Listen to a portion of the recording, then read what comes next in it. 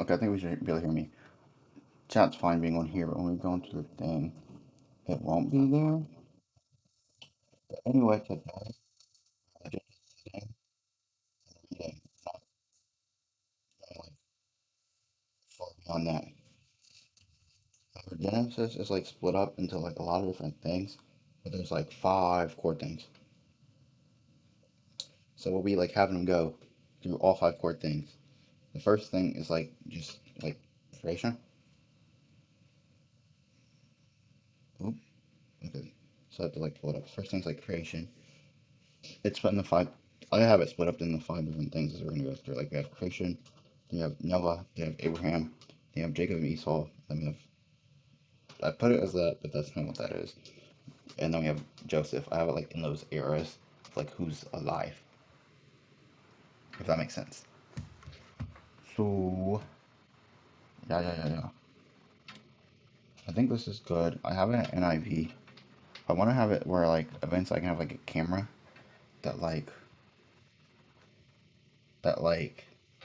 I could have as my physical one. Like I have lots of them to be fair. But like this is one, this is the one that's like at my desk. There's another one that's really at my desk, but it's in my bag because I was using it today. But this is like my highlighty one. This one I like highlight stuff in. But then my other ones I don't highlight stuff in. But I do use them all for different like things. Besides one. One I have four. So one's the one like goes to me the church. Then one is NIV that I don't like I'll read it that one. But I'll mainly as of right now use this one which is just normal King James version. But the other one that's NIV has a bunch of like headers. So I like to go in there if I want to find something specific. I go in there and I do that. That makes sense. That's how at least I like to do it, if that makes sense. I think it's simpler. It has it very like organized. That if I want to find something there, then I can like hop around translations. But for this one, we're just reading in NIV, and we're kind of just straight reading through.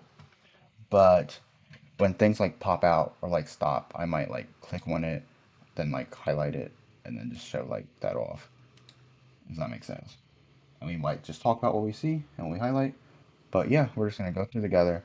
There should be no ads on this. I tried to have it set up where there isn't ads. For other streams, they're like maybe, but this, no, I don't want ads when I'm doing this. Okay, so let's switch that over. I think you'll be seeing. Chat can't be read because I couldn't figure out how to make this dark mode. So I'm just gonna close. So you don't see it. One. Oh, it's me. So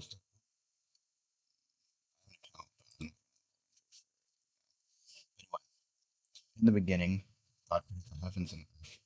The earth was formless and empty. Darkness was all over the surface of the deep. The Spirit of God was hovering over the waters. And God said, "Let there be light," and there was light. God, God saw that the light was good, and He separated the light from darkness. God called the light day, and the darkness He called night. And there was evening, and there was morning, the first day. And God said, "Let there be a vault between." And God said, "Let there be a vault between the waters, separate the water from water, the water from water." This is why I'm switching. Like, what does it say here? Like when you go to King James, basic water from water. Just say waters from waters. Okay. So God made the vault and separated the water from under the vault from the water above it. And it was so. God called the vault sky, and there was an evening, and there was a morning the second day. So I'm used to like the King James version. Like I know I'm tangenting, but I'm used to being like just pleased with it. Like normally in there, because I haven't looked at Genesis at least in a bit. God, yeah, it was what I'm saying. God saw that it was good. Oh, there is the and God saw that it was good. My bad. And God said, "Let the water and the sky be gathered to one place, and let their dry ground appear." I'm gonna start from the beginning. In the beginning, God created the heavens and the earth. And the earth was formless and empty. Darkness was over the surface of the deep. And the Spirit of God was hovering over the waters. And God said, "Let there be light," and there was light. God saw that the light was good, and He separated the light from the darkness. God called the light day, and the darkness He called night. And there was evening, and there was morning, the first day. And God said, let there be a vault between the waters to separate water from water. So God made the vault and separated the water under the vault from the water above it. And it was so. God called the vault sky, and there was evening and there was morning, the second day. And God said, let the water under the sea be gathered to one place, and let the dry ground appear. And it was so. God called the dry ground land, and he gathered the waters he called seas. And God saw that it was good. Then God said, let this land produce vegetation, seed bearing plants and trees on land that bear fruit with seed in it, according to the various kinds. And it was so. The land produced vegetation bearing plants bearing seeds according to their kinds, and trees bearing fruit with seed in it according to their kinds. And God saw that it was good. And there was evening and there was morning the third day. And God said, let there be light in the vault of the sky to separate the day from the night. Let them serve as signs to mark sacred times and days and years. Let the and let them be lights in the dark of the sky to give light on the earth. And it was so. God made two great lights, the greater light to govern the day, and the lesser light to govern the night. He also made stars. God set them. He also made. It's just he also. I don't know. I just okay. God set them in the vault of the sky to give them light on the earth, to govern the day and the night, and to separate light from darkness. And God saw that was good. And there was an evening, and there was morning the fourth day. And God said, let the water teem with living creatures, and let birds fly above the earth across the vault of the sky. So God created the great creatures of the sea, and every living thing with which the water teems and that moves about in it, according to their kinds, and every winged bird according to its kind. And God saw that was good. God blessed them and said, be fruitful and increase in number, and fill the waters and the seas, and let the birds increase on the earth. And there was evening, and there was morning, the fifth day. And God said, let the land produce living creatures according to their kinds, the livestock, the creatures that move along the ground, the wild animals, each according to its kind. And it was so. God made the wild animals according. See, we're learning stuff as we do this. God made the wild animals according to their kinds, the livestock according to their kinds, and all the creatures that move along the ground according to their kinds. And God saw that it was good. Then God said, let us make mankind in our image and our likeness, so that they may rule over the fish in the sky and the birds in the sky, and over the livestock and all the wild animals, and over all the creatures that move along the ground. So God created mankind in his own image. This is something we're going to highlight because we're going to be talking about this at some point in time. So God created mankind in his own image. Actually, I can save this website. So God created mankind in his own image. In the image of God, he created them. Male and female, he created them.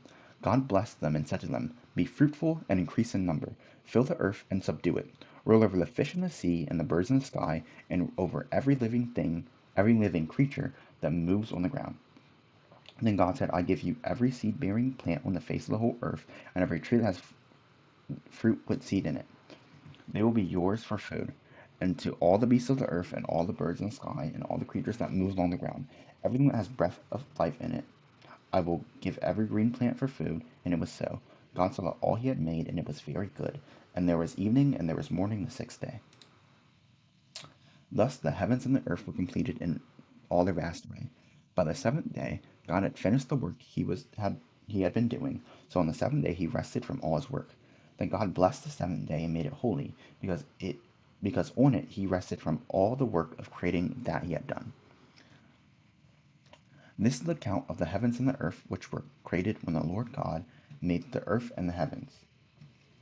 Now no shrub had yet appeared on the earth, and no plant had sprung up, for the Lord God had not sent rain on the earth, and there was no work to work the ground. But streams came up from the earth and watered the whole surface of the ground. Then the Lord saw God and formed a man from the dust of the ground and breathed into his nostrils the breath of. This is also a thing we'll talk about. See, the things I say we're going to talk about, we will talk about, but it'll be so far in like, whoa, why did unhighlight? What the freak? Highlight. Does that delete my highlights? No, I don't know why. It does. Okay. Well, anyway, this like what we'll talk about this. I see. I need to write that down. Hold on. We're not just talking about it. I have like plans with this one. Hold on. I didn't write this one down.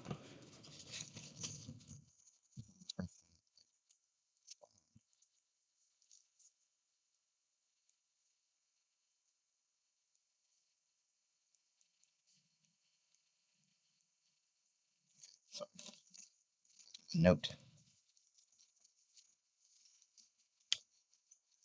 Then the Lord God formed a man from the dust of the ground and breathed into his nostrils the breath of life, and the man became a living being. Now the Lord God had planted a garden in the east in Eden, and there he put the man he had formed. The Lord God made all kinds of trees grow out of the ground, trees that were pleasing to the eye and good for food. In the middle of the garden were the tree of life and the tree of knowledge of good and evil. A river watering the garden flowed from Eden. From there it was separated into four headwaters. The first, the first is the Pishon. Its winds through the entire land of Havilah, where there was gold. The gold of the land is good, aromatic resin, which is like good like pearls, and onyx are also there. The name of the second river is Gihon. Its winds, I'm definitely not pronouncing this right. Its winds through the, its winds through the entire land of Cush. The second river is the Gil. Its winds through the entire land of Cush. The third is the river Tigris. It runs along the east side of Ashur. And the fourth river is Euphrates. The Lord God took the man and put him in the Garden of Eden to work it and care of it. And the Lord God commanded the man, "You are free to eat from any tree in the garden, but you must not eat from the tree of knowledge or of good and evil. For when you eat from it, you will certainly die." The Lord God said, "It is not good for man to be alone. I will make a helper suitable for him." Now the Lord God had formed out of the ground all the wild animals and all the birds in the sky. He brought them to man to see what he would name them. And whatever the man called each living creature, that was its name. So the man gave names to all the livestock, the birds in the sky, and all the wild animals. But for Adam, no suitable helper was found. So the Lord God caused the man to fall into a deep sleep. And while he was sleeping, he took one of the man's ribs, then closed up the place with the flesh. Then the Lord God made a woman from the rib he had taken out of the man, and he brought her to the man. The man said, "Now this is now one of my bones and flesh of my flesh. She shall be called a woman, and she was taken out of man. That is why a man leaves his father and mother and is united to his wife, and they become one flesh." Adam and his wife were both naked, and they felt no shame. This is like a big thing to like Adam and Eve story. If you don't know Adam and Eve story, there's something I want to highlight, but I know it's not going to save, so I'll be signing to account for Friday when we do this again. Genesis 3. Now the serpent was more crafty than any of the wild animals the Lord God had made. He said to the woman, "Did God really say you must not eat from any tree in the garden?"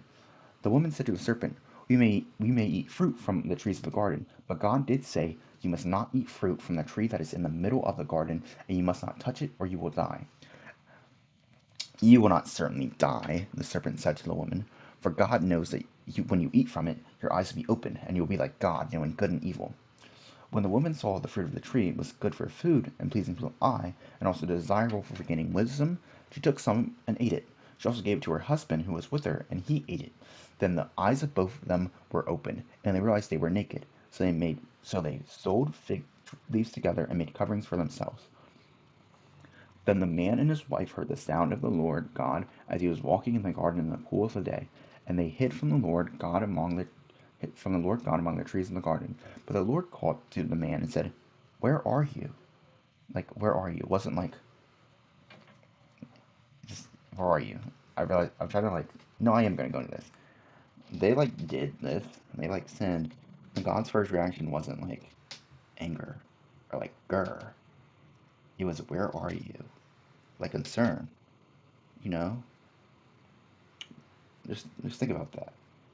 His first reaction to sin was concern, not anger, anything else. Concern. Like he's worried. Concern spawns from love, that's all I gotta say. He answered, "I heard you in the garden, and I was afraid because I was naked, so I hid." And he said, "Who told you that you were naked? Have you eaten from the tree that I commanded you not to eat from?" The man said, The woman you put here with me, she gave me some of the fruit from the tree, and I ate it." Then the Lord God said to the woman, "What is this you have done?" The woman said, "The serpent deceived me, and I ate." So the Lord God said to the serpent, "Because you have done this, cursed are you above all livestock and all wild animals. You will crawl on your belly, and you will eat dust all the days of your life.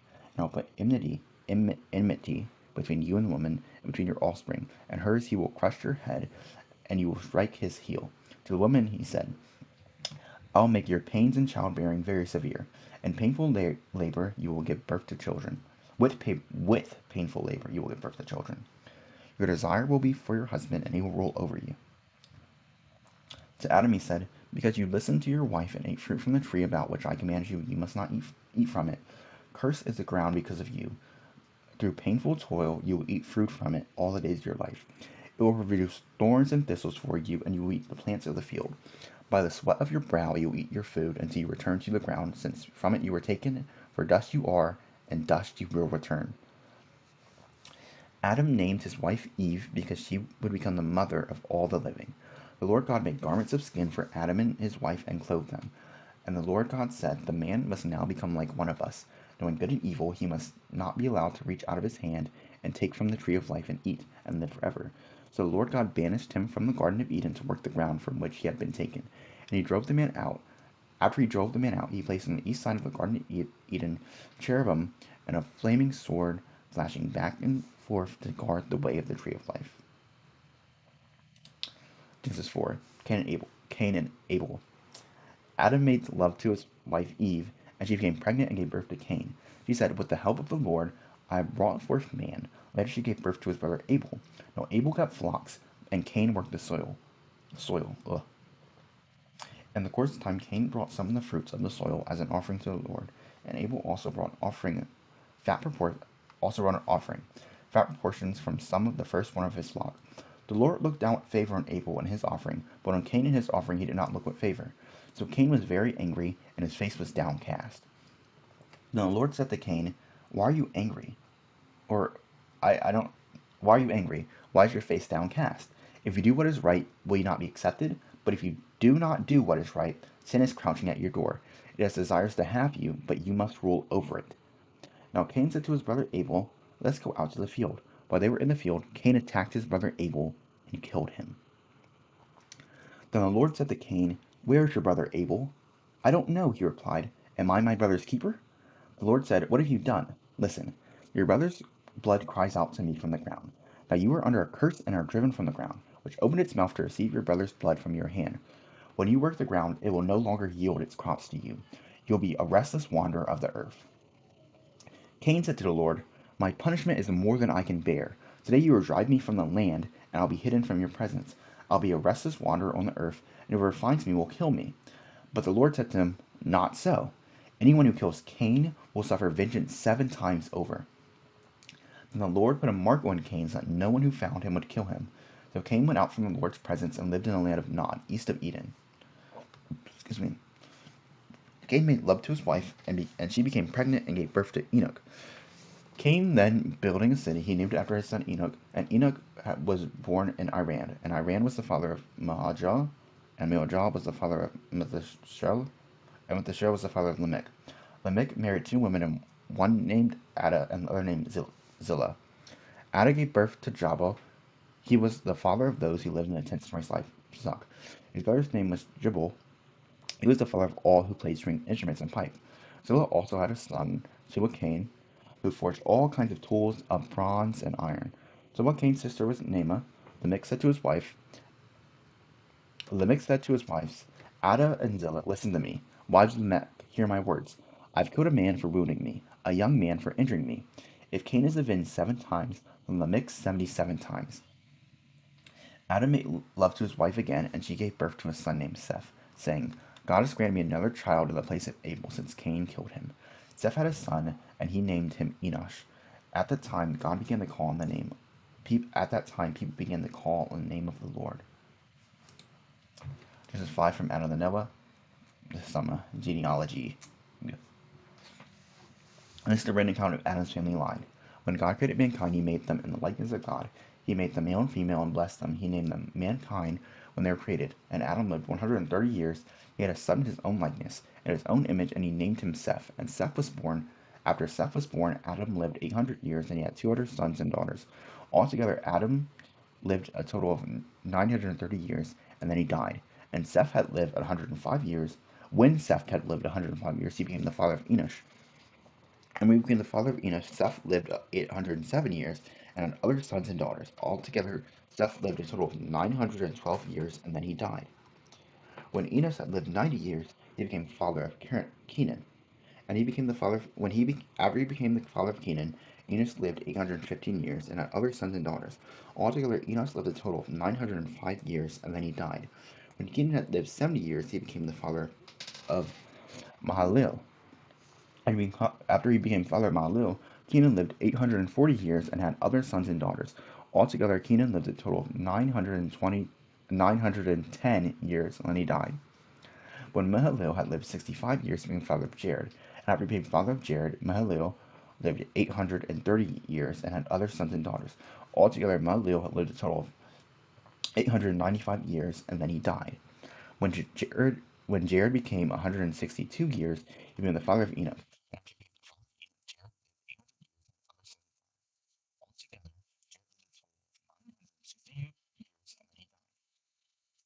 When Enoch had lived 65 years, he became the father of Methuselah. When he became the father of Methuselah, Enoch walked faithfully with God 300 years and had other sons and daughters. Altogether, Enoch lived a total of 365 years. Enoch walked faithfully with God, then he was no more because God took him away. When Methuselah had lived 187 years, he became the father of Lamech. After he became the father of Lamech, Methuselah lived 782 years and had other sons and daughters.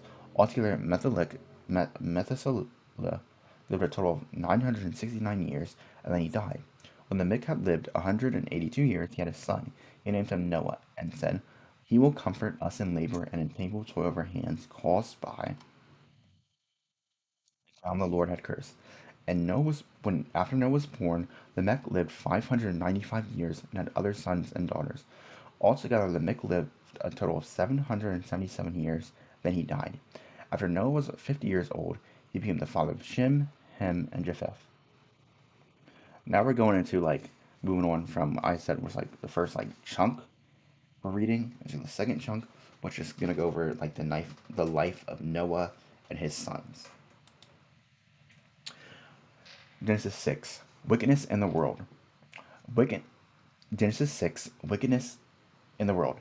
When human beings began to increase in number on the earth and the daughters were born to them, the sons of God saw that the daughters of humans were beautiful, and they married any of them they chose. Then the Lord said, "My spirit will not contend with humans forever, for they are mortal.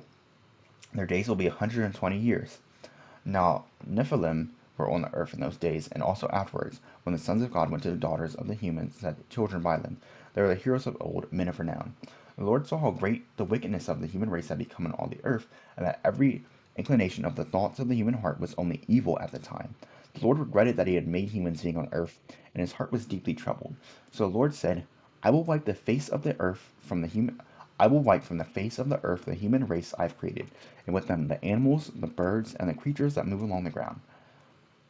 For I regret that I have made them." But Noah found favor in the eyes of the Lord. This is the account of Noah and his family. Noah was a righteous man, blameless blameless among the people of his time, and he walked faithfully with God. Noah had 3 sons, Shem, Ham, and Japheth. Now the earth was corrupt in God's sight. It was full of violence. God saw how corrupt the earth had become, for all the people on the earth had corrupted their ways. So God said to Noah, "I'm going to put an end to all the people, for the earth is filled with violence because of them. I'm surely going to destroy both them and the earth. So make yourself an ark of cypress wood. Make rooms in it and coat it with pitch inside and out. This is how you are to build it. The ark is to be 300 cubits long, 50 cubits wide, and 30 cubits high. Make a roof for it, leaving below the roof an opening of 1 cubit high all around. Put a door on the sides of the ark and make lower, middle, and upper decks. I'm going to bring floodwaters. I'm going to bring floodwaters on the earth to destroy all life under the heavens. Every creature that has the breath of life in it, everything on earth will perish. But I will establish my covenant with you, and you will enter the ark, you and your sons, and your wife and your sons, wives at you. You are to bring the ark of 2 of all living creatures, male and female, to keep them alive. With you, 2 of every kind. With you, you are to bring the ark, 2 of all living creatures, male and female, to keep them alive with you. 2 of every kind of bird, of every kind of animal, of every kind of creature that moves along the ground will come with you to be alive. You are to take every kind of food that is to be eaten and store it away as food for you and them. Noah did everything just as God had commanded him. Then the Lord said to Noah, "Go into the ark, you and your whole family, because I have found you righteous in this generation. Take with you 7 pairs of every clean animal, a male and its mate, and 1 pair of every kind of unclean animal, a male and its mate, and also 7 pairs of every kind of bird, male and female, to keep their various kinds of life throughout the earth. 7 days from now, I will send rain on the earth for 40 days and 40 nights. I'll wipe from the face of the earth every living creature I have made. And Noah did all that the Lord commanded him. Noah was 600 years old when the flood waters came on the earth. And Noah and his sons and his wife and his sons' wives entered the ark to escape the waters of the flood. Pairs of clean and unclean animals, of birds and of all creatures that move along the ground, male and female, came to Noah and entered the ark, as God commanded Noah. And after the 7 days that the flood waters came on the earth, after the 7 days the flood waters came on the earth. In the 600th year of Noah's life, on the 17th day of the second month, on that day all the springs of the great deep burst. In the 600th year of Noah's life, on the seventh day of the 600th year of Noah's life, on the seventh day of the seventh month, on that day all the springs of the great deep burst forth, and the floodgates of the heaven and earth of the heavens were open. Not floodgates of the heavens were open, and rain fell on the earth 40 days and 40 nights. On that very day, Noah and his sons Shem, Ham, and Japheth, together were with his wife and the wives of his 3 sons, entered the ark. They had with them every wild animal according to its kind, all livestock according to their kinds, every creature that moves along the ground according to its kind, and every bird according to its kind, everything with wings. Pairs of all creatures that had breath of life in them came to Noah and entered the ark. The animals going in were male and female of every living thing, as God had commanded Noah. Then the Lord shut him in. I like to think about like how like bonkers that is. Like literally every animal out there. Like you got like you got lions and lizards chilling on the same boat. They chilling peacefully too. Lions probably weren't eating the lizards because we got still got lizards today. At the same time, you had elephants and mosquitoes, bro.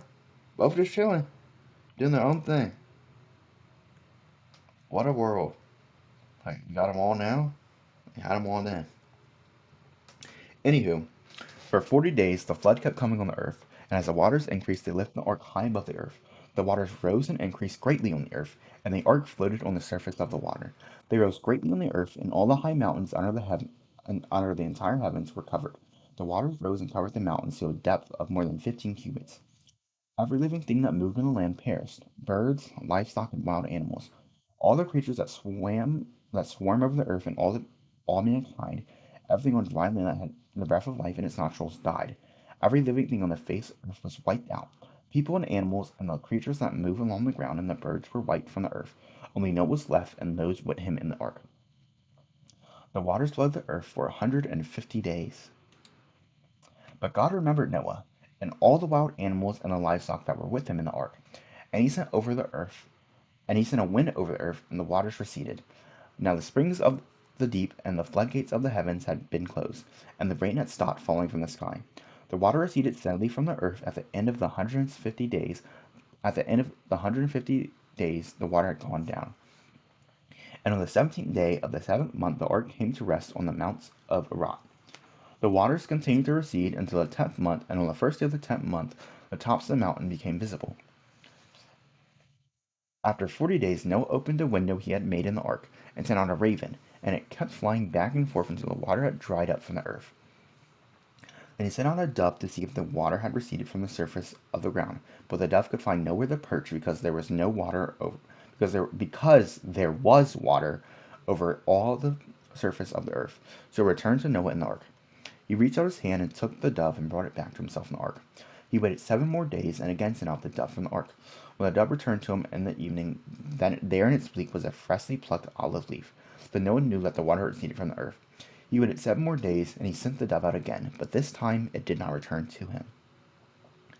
By the first day of the first month of Noah's 601st year, the water had dried up from the earth. Noah had removed the covering from the ark, and he saw the surface of the ground was dry. By the 27th day of the second month, the earth was completely dry. Then God said to Noah, "Come out of the ark, and you and your wives and your sons and their wives. Bring out every kind of living creature that is with you, the birds, the animals, and the creatures that move along the ground, so they can multiply on the earth and be fruitful and increase in number on it." So Noah came out together with his sons and his wife and his sons' wives, all the animals and all the creatures that move along the ground, and all the birds, everything that moves on the land, came out of the ark, one kind after another. Then Noah built an altar to the Lord, and taking some And taking some of all the clean animals and clean birds, he sacrificed burnt offerings on it. The Lord smelled the pleasing aroma and said in his heart, Never again will I curse the ground because of the humans, even though every inclination of the human heart is evil from childhood, and never again will I destroy all living creatures as I have done. As long as the earth endures, seedtime and harvest, cold and heat, summer and winter, day and night will never cease. Then God blessed Noah and his sons, saying to them, Be fruitful and increase in number, and fill the earth. The fear and dread of you will fall on the beasts of the earth, and all the birds of the sky, on every creature that moves on the ground, and all the fish in the sea. They are given into your hands. Everything that lives and moves about will be food for you. Just as I gave you the green plants, I will now give you everything. But you must not eat meat that has its lifeblood still in it. All your lifeblood I will surely demand an accounting. I will demand an accounting from every animal and from each human being. Too, I will demand an accounting for the life of another human being. Whoever sheds human blood, by human shall their blood be set. For the image of God has God made mankind. As for you, be fruitful and increase in number. Multiply in the earth and increase upon it. Then God said to Noah and his sons with him, I now establish my covenant with you and your descendants after you and with every living creature that was with you, the birds, the livestock, and all the wild animals. All those came out of the ark with you, every living creature on the earth. I establish my covenant with you. Never again will all life be destroyed by the waters of a flood. Never again will there be a flood to destroy the earth. And God said, This is a sign of the covenant I am making between me and you, and every living creature with you, a covenant for all generations to come. I have set my rainbow in the clouds, and it will be the sign of the covenant between me and the earth. Whenever I bring clouds over the earth and the rainbow appears in the clouds, I remember my covenant with me and you and all the living creatures of every kind.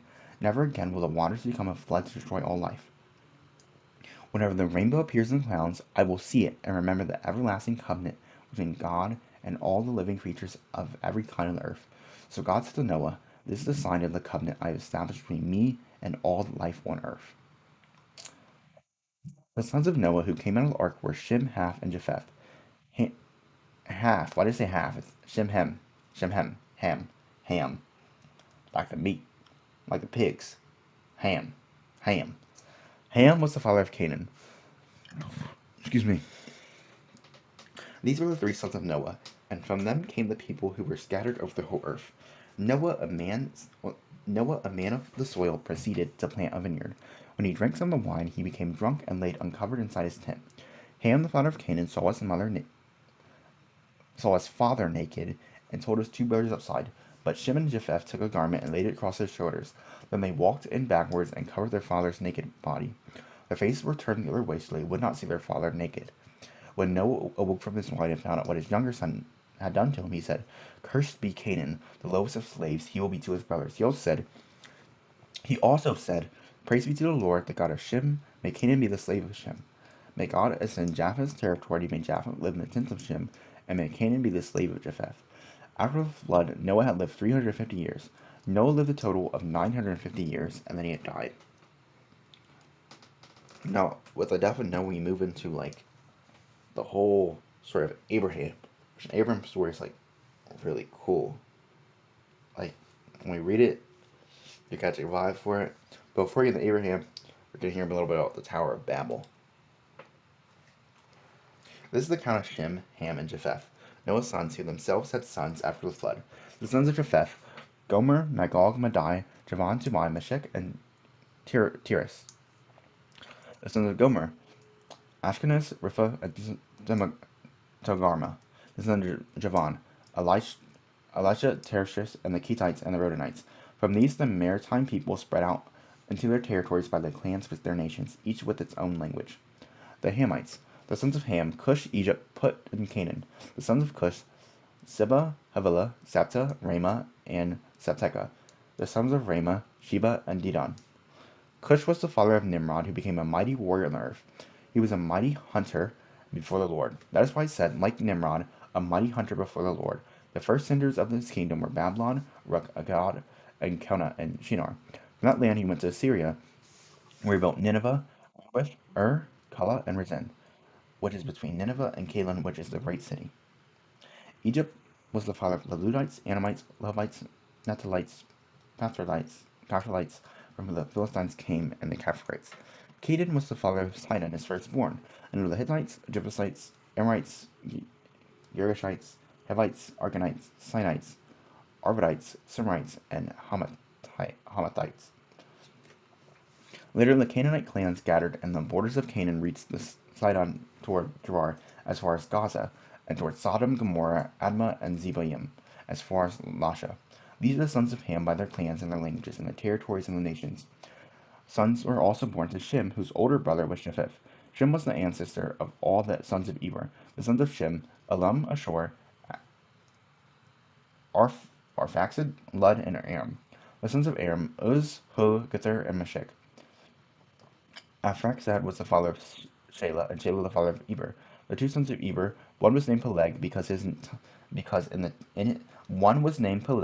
in his time the earth was divided. His brother's name was Jokta. Jokta was the father of Amada, Selef, Arzema, Jera, Herma, Uzzah, Doka, Oba, Abimil, Ober, Ophir, Havilah, and Jobab. All these were the sons of Jokta. I'm really bad at like reading. I don't think I've ever read these names aloud. I think I'm used to like reading in my head. So they're kind of like just there. Like, reading them aloud. I am not pronouncing all these right. Mm. The region where they lived stretched from Mishra towards Safar and the eastern hill country. And these are the sons of Shem by their clans and the language and their territories and nations. These are the clans of Noah's sons, according to their lines and descents, with their nations. From these, the nations spread out over all the earth after the flood. Now I believe Abraham is from Seth's Shem or Seth. I can't remember. It's one of the S's lineage. If I'm thinking off the top of my head, but I could be wrong. And sometimes you're wrong. Admit that you're wrong when you're wrong. The Tower of Babel. Genesis 11. Genesis 11. Now the whole world had one language and a common speech. As people moved eastward, they found a plain in Shinar and settled there. They said to each other, "Come, let's make bricks and bake them thoroughly." They used brick instead of stone and tar for mortar. They then said, "Come, let us build ourselves a city with a tower that reaches to the heavens so that we may make a name for ourselves. Otherwise, we can be scattered over the face of the whole earth." But the Lord came down to see the city and the people were building. That the people were building. The Lord said, "If as one person, if as one people speaking the same language they have begun to do this, then nothing they plan to do will be impossible for them. Come, let us go down and confuse their language to say they will not understand each other." So the Lord scattered them from there over all the earth, and they stopped building the city. That is why it's called Babel, because there the Lord confused the language of the whole earth. From there, the Lord scattered them over the face of the whole earth. This is the account of Shem. So it was Shem. I was Shem. I don't know where Seth came from, but Seth's the name that probably spawns back later. But it was Shem. I thought it was. 2 years after the flood, when Shem was 100 years old, he became the father of Arphaxad. That's a funky name. That is a funky name. And after he became the father of Arphaxad, Shem lived 50 years and had other sons and daughters. When Arphaxad had 35 years, he became the father of Shelah. And he became the father of Shelah after he lived 403 years and had other sons and daughters. When Shelah lived 30 years, he became the father of Eber. And after he became the father of Eber, Shelah lived 403 years and had other sons and daughters. When Eber had lived 34 years, he became the father of Peleg. After becoming the father of Peleg, Eber lived 430 years and had other sons and daughters. When Peleg had lived 30 years, he became the father of Reuel. I'm gonna say Ru. And after becoming the father of Ru, Peleg lived 209 years and other sons and daughters. And when Ru had lived 32 years, he became the father of Shurk. And after becoming the father of Shurk, Ru lived 207 years and sons and daughters. When Shuruk had became 30 years, he became the father of Nahor. And after became the father of Nahor, Shuruk lived 200 years, and he had other sons and daughters.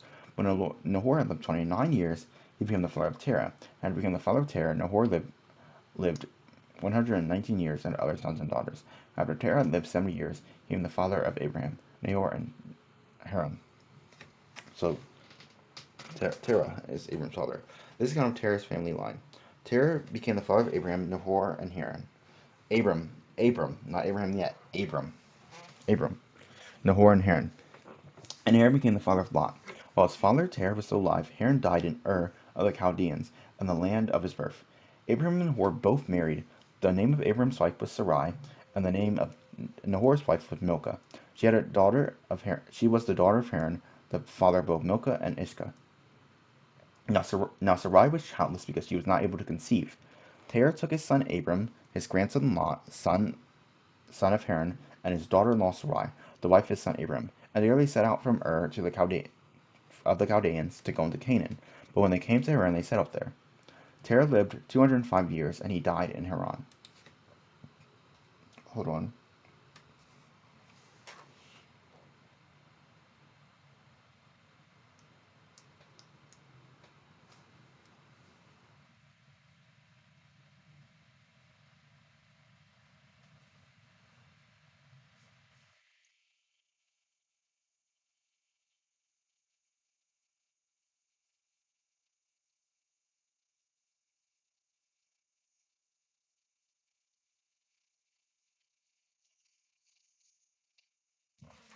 Genesis 12, the call of Abraham.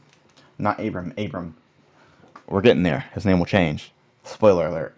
The Lord had said to Abram, "Go from your country, your people, and your father's household to the land I will show you. I will make you into a great nation, and I will bless you, and I will make your name great, and you will be a blessing.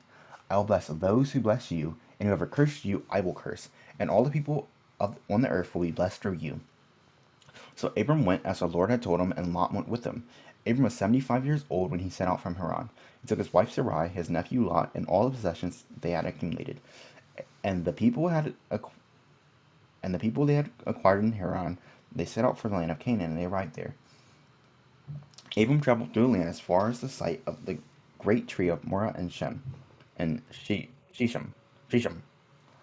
the time the Canaanites were in the land, the Lord appeared to Abram and said, "To your offspring I will give this land." So he built an altar there to the Lord, and who had appeared to him. From there he went on toward the hills of the east of Bethel, and pitched his tent, with Bethel on the west and Ai on the east. There he built an altar to the Lord, and he called on the name of the Lord. Then Abram set out and continued toward Negev. Abram in Egypt. Now there was a famine in the land, and Abraham went down to Egypt to live there for a while because the famine was severe. As he was about to enter Egypt, he said to his wife Sarai, "I know what a beautiful woman you are. When the Egyptians see you, they will say, 'This is his wife.' Then they will kill me, but I will let you live. Say you are my sister, so I will be treated well for your sake, and my life will be spared because of you." When Abram came to Egypt, the Egyptians saw that Sarai was a beautiful woman, and when Pharaoh's officials saw her, they praised her to Pharaoh, and she was taken to his place. I'm lowering my chair. Boop. I wonder how that looked. He treated Abram well for her sake, and Abram required sheep and cattle, male and female donkeys, male and female servants, and camels. But the Lord inflicted serious diseases on Pharaoh and his household because of Abram's wife Sarai. So Pharaoh summoned Abram. What have you? So Pharaoh summoned Abram. "What have you done to me?" he said. "Why did you tell me she was your wife? Why did you say she is my sister?" So I took her to be my wife. Now then, here is your wife. Take her and go. Then Pharaoh gave orders about Abram to his men, and they sent him on his way with his wife and everything he had. So Abram went up from Egypt with with his wife and everything he had, and Lot went with him. Abram had become very wealthy in livestock and in silver and gold. From the Jib he went from the place to place until he came to Bethel, to the place where Bethel and Ai were, where his tent had been earlier, and where he had first built an altar. There Abram called on the name of the Lord. Now Lot, who was moving about with Abram, also had flocks and herds and tents, but the land could not support them while they stayed together, for their possessions were so great that they were not able to stay together. And quarreling arose between Abram's herders and Lot's. The Canaanites, and the Perizzites were also living in the land at the time. So Abram said to Lot, "Let's not have any quarreling between you and me, or between your herders and mine, for we are close relatives. It is not the whole land before you. Let's part company. So if you go left, I'll go to the right. If you go to the right, I'll go to the left." Lot looked around and saw the whole plain of the Jordan toward Zoar, and well watered. Well, it was well watered, like the land, like the garden of the Lord, like the land of Egypt. This was before the Lord destroyed Sodom and Gomorrah. So Lot chose for himself the whole plain of the Jordan and set out toward the east. The two men parted company. The two men parted company. Abram lived in the land of Canaan, while Lot lived among the cities of the plain and pitched his tents near Sodom. Now the people of Sodom were wicked and were sinning greatly against the Lord. Then the Lord said to Abram after Lot had parted from him, "Look around where you are, to the north and south, to the east and west. All the land that you see, I will give to you and your offspring forever. I will make your offspring like the dust of the earth, so that if anyone could count the dust, then your offspring could be counted. Go, walk through the length and breadth of the land, for I am giving it to you." So Abram went to live near the great trees of Mamre in Hebron, where he pitched his tents. There he built an altar to the Lord. At that time, when Araphel was king of Shinar, Erech king of Elasar, Kedar king of Elam, and Tidal king of Golim, these kings went to war against Beer king of Sodom, Bersha king of Gomorrah, and Sinab king of Admah, Sheber king of Zidon, and the king of Bela, that is Zar. All these latter kings joined forces in the valley of Sidon, that is the Dead Sea Valley. For 12 years they had been subject to Kedorlaomer. These funky names. You ain't ever right now walking across and you just want to buy like someone named Kedorlaomer. Kedorlaomer. But in the 13th year, they rebelled. In the 14th year, Kedorlaomer and the kings allied with him went out and defeated the Rephaites in Ashtarkarnim, the Zizlites in Hum, the Emites in Sheva-Kirathim, and the Horites in the hill country of Seir, as far as Elpram near the desert. Then they turned back and went toward En-Mishpah, that is Kadesh, and they conquered the whole territory of the Amalekites, as well as the Amorites who were living in the Hazazon Tamar. Then the king of Sodom, the king of Gomorrah, the king of Admah, the king of Zeboim, the king of Bela, that is Zor, marched out and drew up their battle lines in the valley of Sidon against Kedorlaomer, king of Elam, Tidal king of Goyim, Admah, king of Shinar, and Ariel, king of Elazar, 4 kings against 5. Now the valley of Sidon was full of tar pits, and when the kings of Sodom and Gomorrah fled, some of the men fell into them, and the rest fled to the hills. The 4 kings seized all the goods of Sodom and Gomorrah and all their food, and they went away. They also carried off Abram's death from Lot and his possessions, since he was living in Sodom. A man who had escaped came and reported this to Abram the Hebrew. Now Abram was living near the great trees of Mamre, the Amorite, a brother of Eshcol and Aner, all of whom were allied with Abram. When Abram heard that his relative had been taken captive, he called out the 318 trained men born in his household and went in pursuit as far as Dan. During the night, Abram divided his men to attack them, and he routed them, pursuing them as far as Hobah, north of Damascus. He recovered all the goods and brought back his relative Lot and his possessions, together with the women and the other people.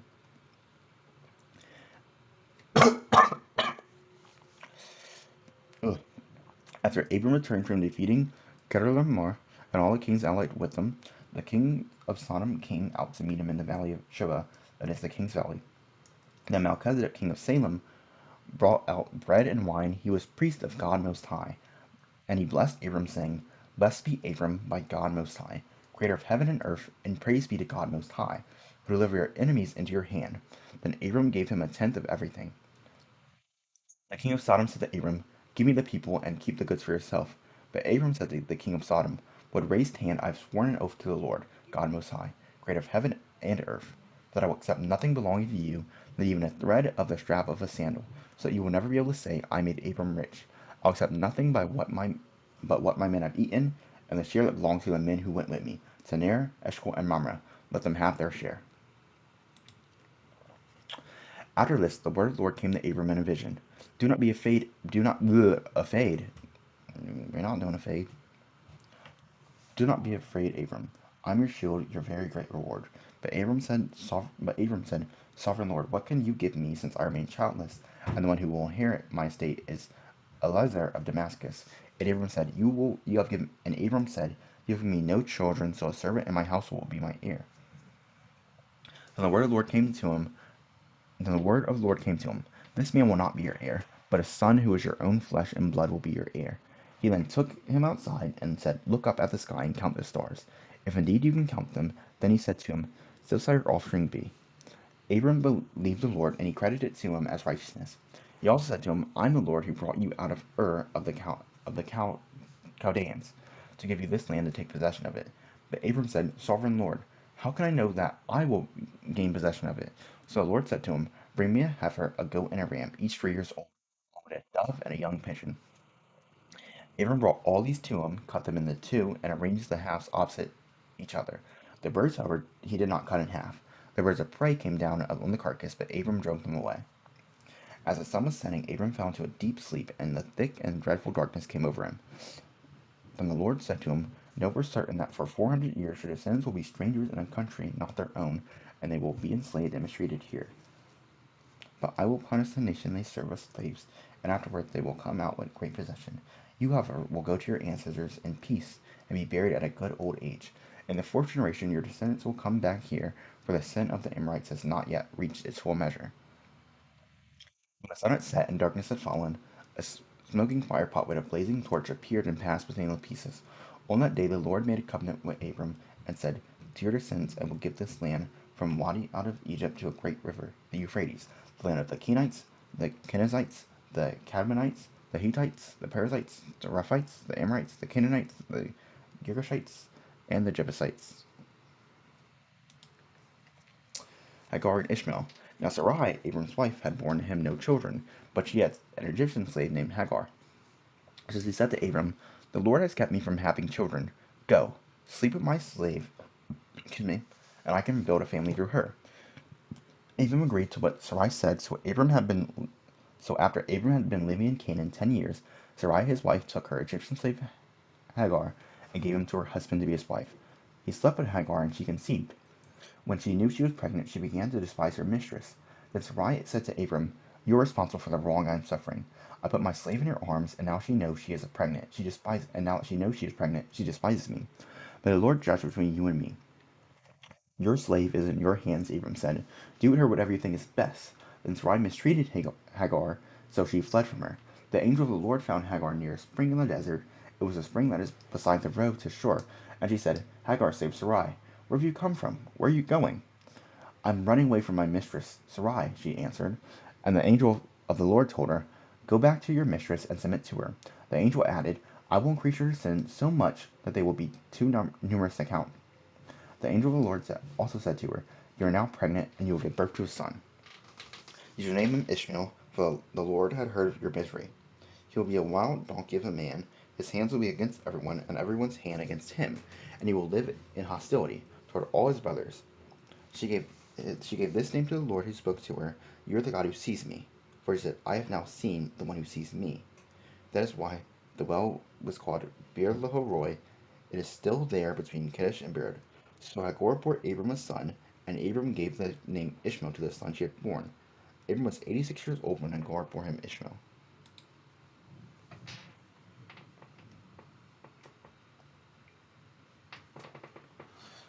When Abram was 99 years old, the Lord appeared to him and said, I am God Almighty, and before my faithfulness and walk before me faithfully and be blameless.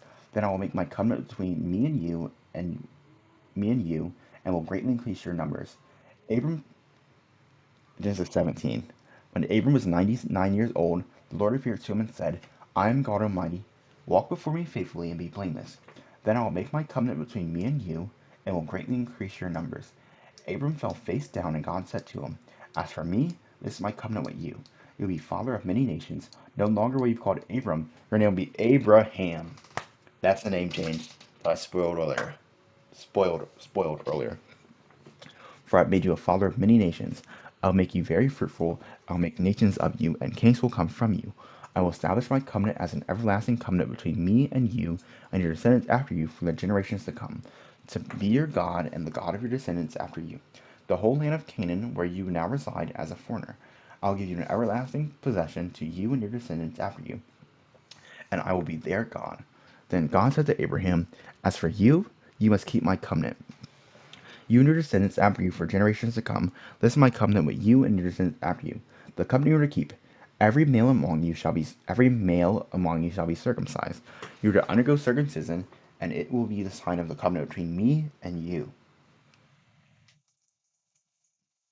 This is important, and it'll be legit months as we talk about this little important bit. It will owe you months. It won't be this month. Get your eyes almost over. But this is important. For you. For the generations come, every male among you who is 8 days old must be circumcised, including those born in your household or brought with money from a foreigner from a foreigner, those who are not your offspring. Wait. For the generations to come, every male among you who is 8 days old must be circumcised, including those born in your household or those bought with money from a foreigner, those who are not your offspring. Whether born in your household or bought with your money, they must be circumcised. My covenant in your flesh is to be an everlasting covenant. Any uncircumcised male who has not been circumcised in the flesh will be cut off from his people. He has broken my covenant. God also said to Abraham, "As for Sarai your wife, you are no longer to call her Sarai. Her name will be Sarah. I will bless her and will surely give you a son by her. I will bless her so that she will become the mother of nations. Kings of people will come from her." Abraham fell face down. He laughed and said to himself, "Will a son be born to a man 100 years old? Will Sarah bear a child at the age of 90?" And God said to Abraham, "If only Ishmael might live under your blessing." Then God said, "Yes, but your wife Sarah, I don't know why I said Sarah like that, but your wife Sarah will bear you a son, and you will call him Isaac. I will establish my covenant with him as an everlasting covenant for the descendants after him. And as for Ishmael, I have heard you. I will bless him. I will make him fruitful and will greatly increase his numbers. He will be the father of 12 rulers and will make him into a greater nation. By my covenant I will establish with Isaac, whom Sarah will bear to you by this time next year." When he had finished speaking with Abraham, God went up from him. On that very day Abraham took his son Ishmael, and all those born in his household or brought with his money, every male in his household, and circumcised them, as God told him. Abraham was 99 years old when he was circumcised, and his son Ishmael was 13. Abraham and his son Ishmael were both circumcised on that very day. And every male in Abraham's household, including those born in his household or bought from a foreigner, was circumcised with him. The Lord appeared to Abraham near the great trees of Mamre, while he was sitting at the entrance to his tent in the heat of the day. Abraham looked up and saw 3 men standing nearby. When he saw them, he hurried from the entrance to his tent to meet them and bowed low to the ground. He said, "If I have found favor in your eyes, my lord, do not pass your servant by. Let a little water be brought, and then you may wash your feet and rest under this tree. Let me get you something to eat, so that you can be refreshed, and then go your way." "Now that you have come to your servant, very well," they answered. "Do as you say." So Abraham hurried into the tent to Sarah. "Quick," he said, "get 3 seahs of the finest flour and knead it and bake some bread."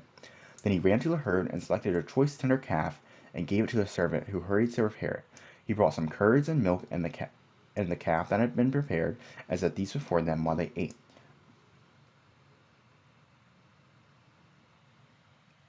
Sorry, I got like a bot jet. And these before them while they ate. While they ate, he stood near them under a tree. "Where's your wife Sarah?" they asked him. "There in the tent," he said. Then one of them said, "I will surely return to you about this time next year, and Sarah your wife will have a son." Now Sarah was listening at the entrance to the tent, which was behind him. Abram and Sarah were already very old, and Sarah was past the age of childbearing. So Sarah laughed to herself as she had thought, "After I am worn out and my Lord is old, why now have this pleasure?" Then the Lord said to Abram, "Why did Sarah laugh and say, 'Will I really have a child, though I am old? Is anything too hard for the Lord?' I will return to you at an appointed time next year, and Sarah will have a son." And Sarah was afraid, so she lied and said, "I did not laugh." But he said, "Yes, you did laugh." When the men got up to leave, they looked down towards Sodom, and Abram walked with them to see them on their way. Then the Lord said, "Shall I hide from Abraham what I am about to do? Abram must suddenly be a great and powerful nation, and all the nations of the earth will be blessed through him. For I have chosen him, so that he will direct his children and his household after him to keep the way of the Lord by doing what is right and just, so that the Lord will bring about for Abram that he had promised him." Then the Lord said, "The outcry against Sodom and Gomorrah is so great, that their sin is so grievous, that I will go down and see if what they have done is as bad as the outcry that has reached me. If not, I will know." The men turned away and went toward Sodom, but Abraham remained standing before the Lord. Then Abraham approached him and said, Will you sweep away the righteous and the wicked? What if there were 50 righteous people in the city?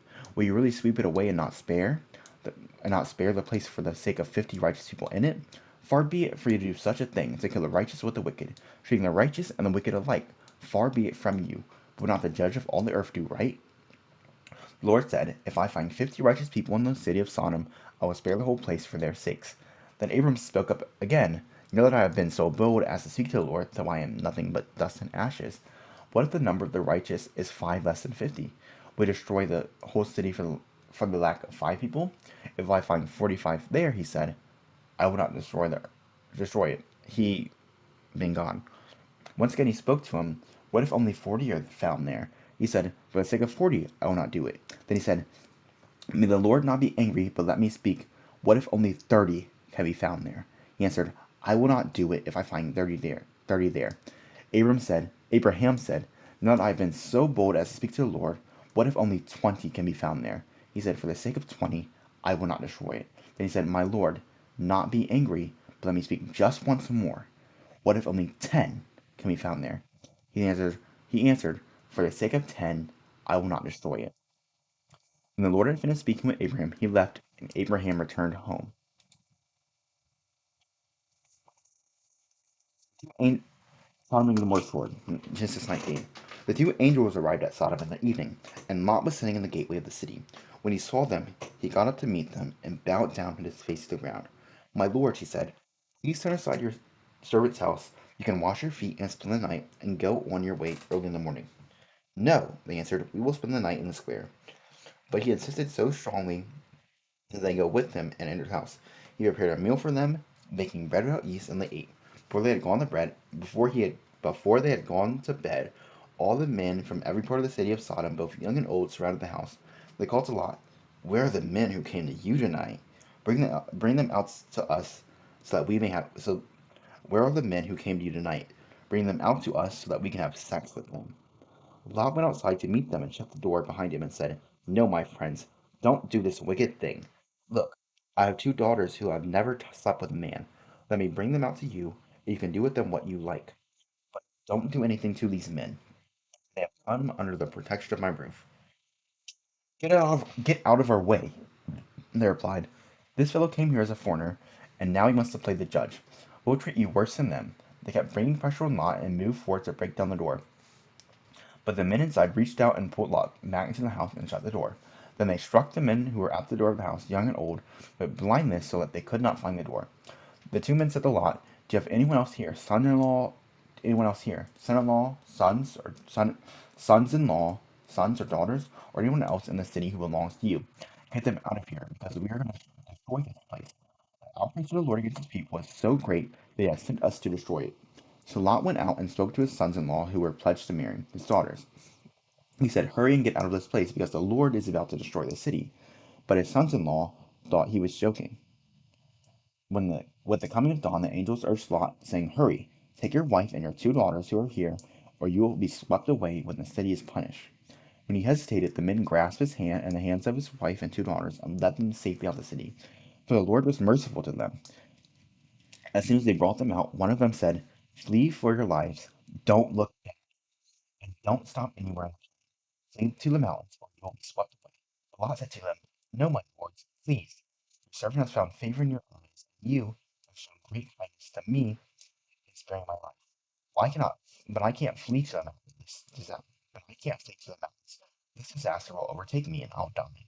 Look, here is a town near enough to run to, and it is small. Let me flee to it. It is very small, isn't it? Then my life will be spared.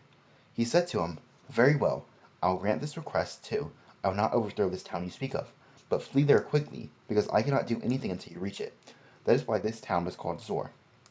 By the time Lot reached Zor, the sun had risen up over the land. Then the Lord had rained down burning sulfur in Sodom and Gomorrah from the Lord out of the heavens. Thus he overthrew those cities and the entire plain, destroying all those living cities and also the vegetation of the land. But Lot's wife looked back, and she became a pillar of salt. Early the next morning, Abraham got up and returned to the place where he had stood before the Lord. He looked down towards Sodom and Gomorrah, took all the land of the plain, and he saw dense smoke rising from the land, like smoke from a furnace. So when God destroyed the cities of the plain, he remembered Abraham, and he brought Lot out of the catastrophe that overthrew the cities where Lot had lived. Lot and his two daughters left Zoar and settled in the mountains, for he was afraid to stay in Zoar. He and his two daughters lived in a cave. One day the older daughter said to the younger, "Our father is old, and there is no man around here to give us children, as is the custom all over the earth. Let's get our father to drink wine and then sleep with him and preserve our family line through our father." That night they got their father to drink wine, and the older daughter went in and slept with him. He was not aware of it when she lay down or when she got up. The next day the older daughter said to the younger, "Last night I slept with my father. Let's get him to drink wine again, and you go in and sleep with him so we can preserve our family line through our father." So they got their father to drink wine that night also, and the younger daughter went in and slept with him. Again he was not aware of it when she lay down or when she got up. So both Lot's daughters became pregnant by their father. The oldest daughter had a son, and she named him Moab, the father of the Moabites. The younger daughter had a son, and she named him Ben-Ami, the father of the Ammonites of today. Abraham and Abimelech. Now Abraham moved on from there to the region of Negev and lived between Kadesh and Shur. For a while he stayed in Gerar, and there Abram said of his wife Sarah, "She is my sister." Then Abimelech, king of Gerar, sent for Sarah and took her. But God came to Abimelech in a dream one night and said to him, "You are as good as the dead because of the woman you have taken. She is a married woman." Now Abimelech had not gone near her, so he said, "Lord, we destroy an innocent nation, and Lord, we destroy an innocent nation. Did he not say to me, she is my sister? And did she also say he is my brother? I've done this with a clear conscience and clean hands." Because I have no water by me, my throat's getting a little dry. And clean hands. Then God said to him in a dream, "Yes, I know you did this with a clear conscience, and so I have kept you from sinning against me. That is why I did not let you touch her. Now return the man's wife, for he is a prophet, and he will pray for you, and you will live. But if you do not return her, you may be sure that you and all who belong to you will die." Early the next morning, Abimelech summoned all his officials, and when he had told them all that had happened, they were very much afraid. Then Abimelech called Abraham and said, "What have you done to us? How have I wronged you that you brought such great guilt upon me and my kingdom? You have done these things to me that should never be done." And Abimelech asked Abraham, "What was your reason for doing this?" And Abraham replied, "I said to myself, there is surely no fear of God in this place, and they will kill me because of my wife. Besides, she really is my sister, the daughter of my father through not of my mother, and she became my wife. When God had me wander from my father's household, I said to her, this is how you can show your love to me. Everywhere we go, say of me, he is my brother." Then Abimelech brought sheep and cattle and male and female slaves and gave them to Abraham, and he returned Sarah his wife to him. And Abimelech said, "My land is before you. Live wherever you like." To Sarah he said, "I am giving your brother 1,000 shekels of silver. This is to cover the offense against you for all who are with you. You are completely vindicated."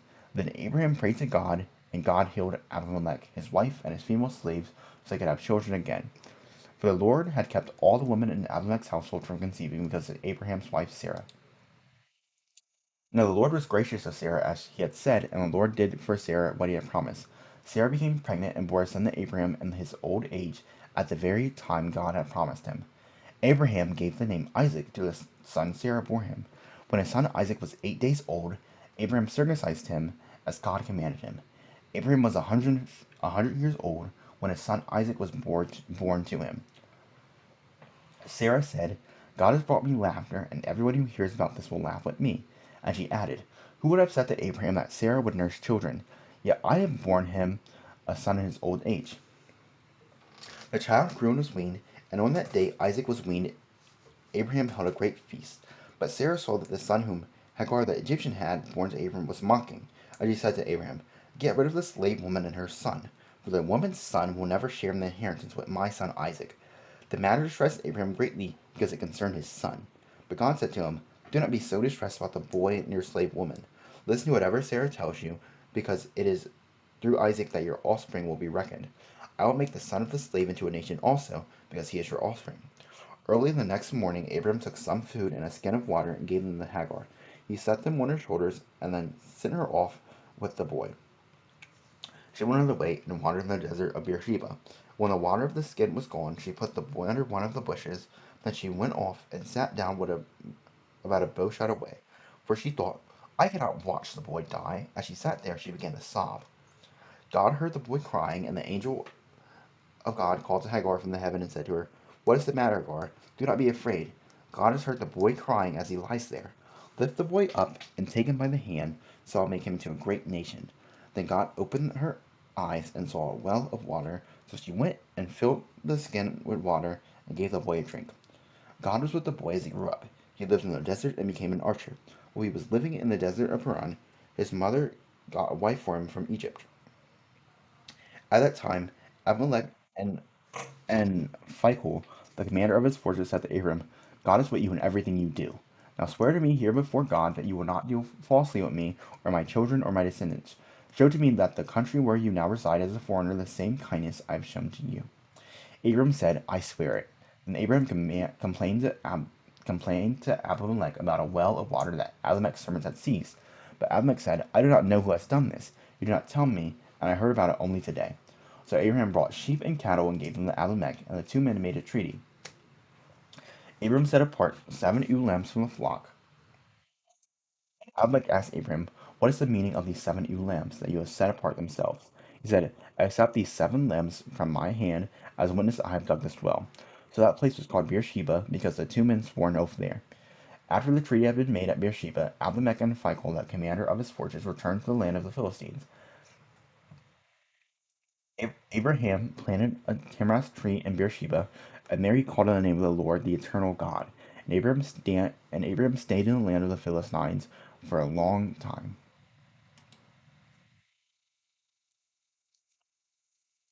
Sometime later, God tested Abraham. Sometime later, we're in 22.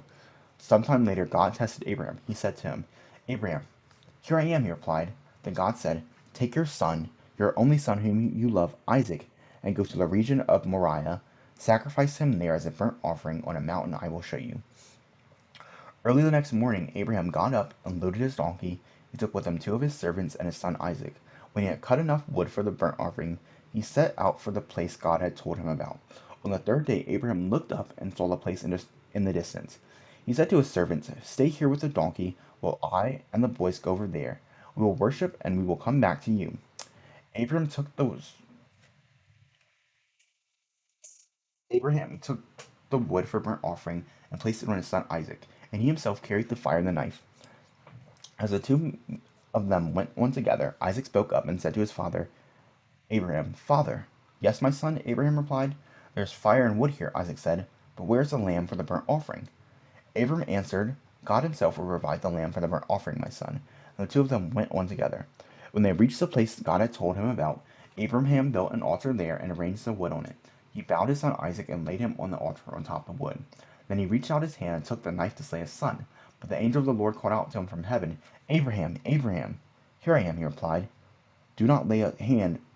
Whoa, here I am. Here I am. Bro, here I am will come up like legit real soon, bro. We start talking about Samuel, we talking about here I am. We talking about Samuel, we talking about here I am. Sorry, that like just mirror mode in my mind.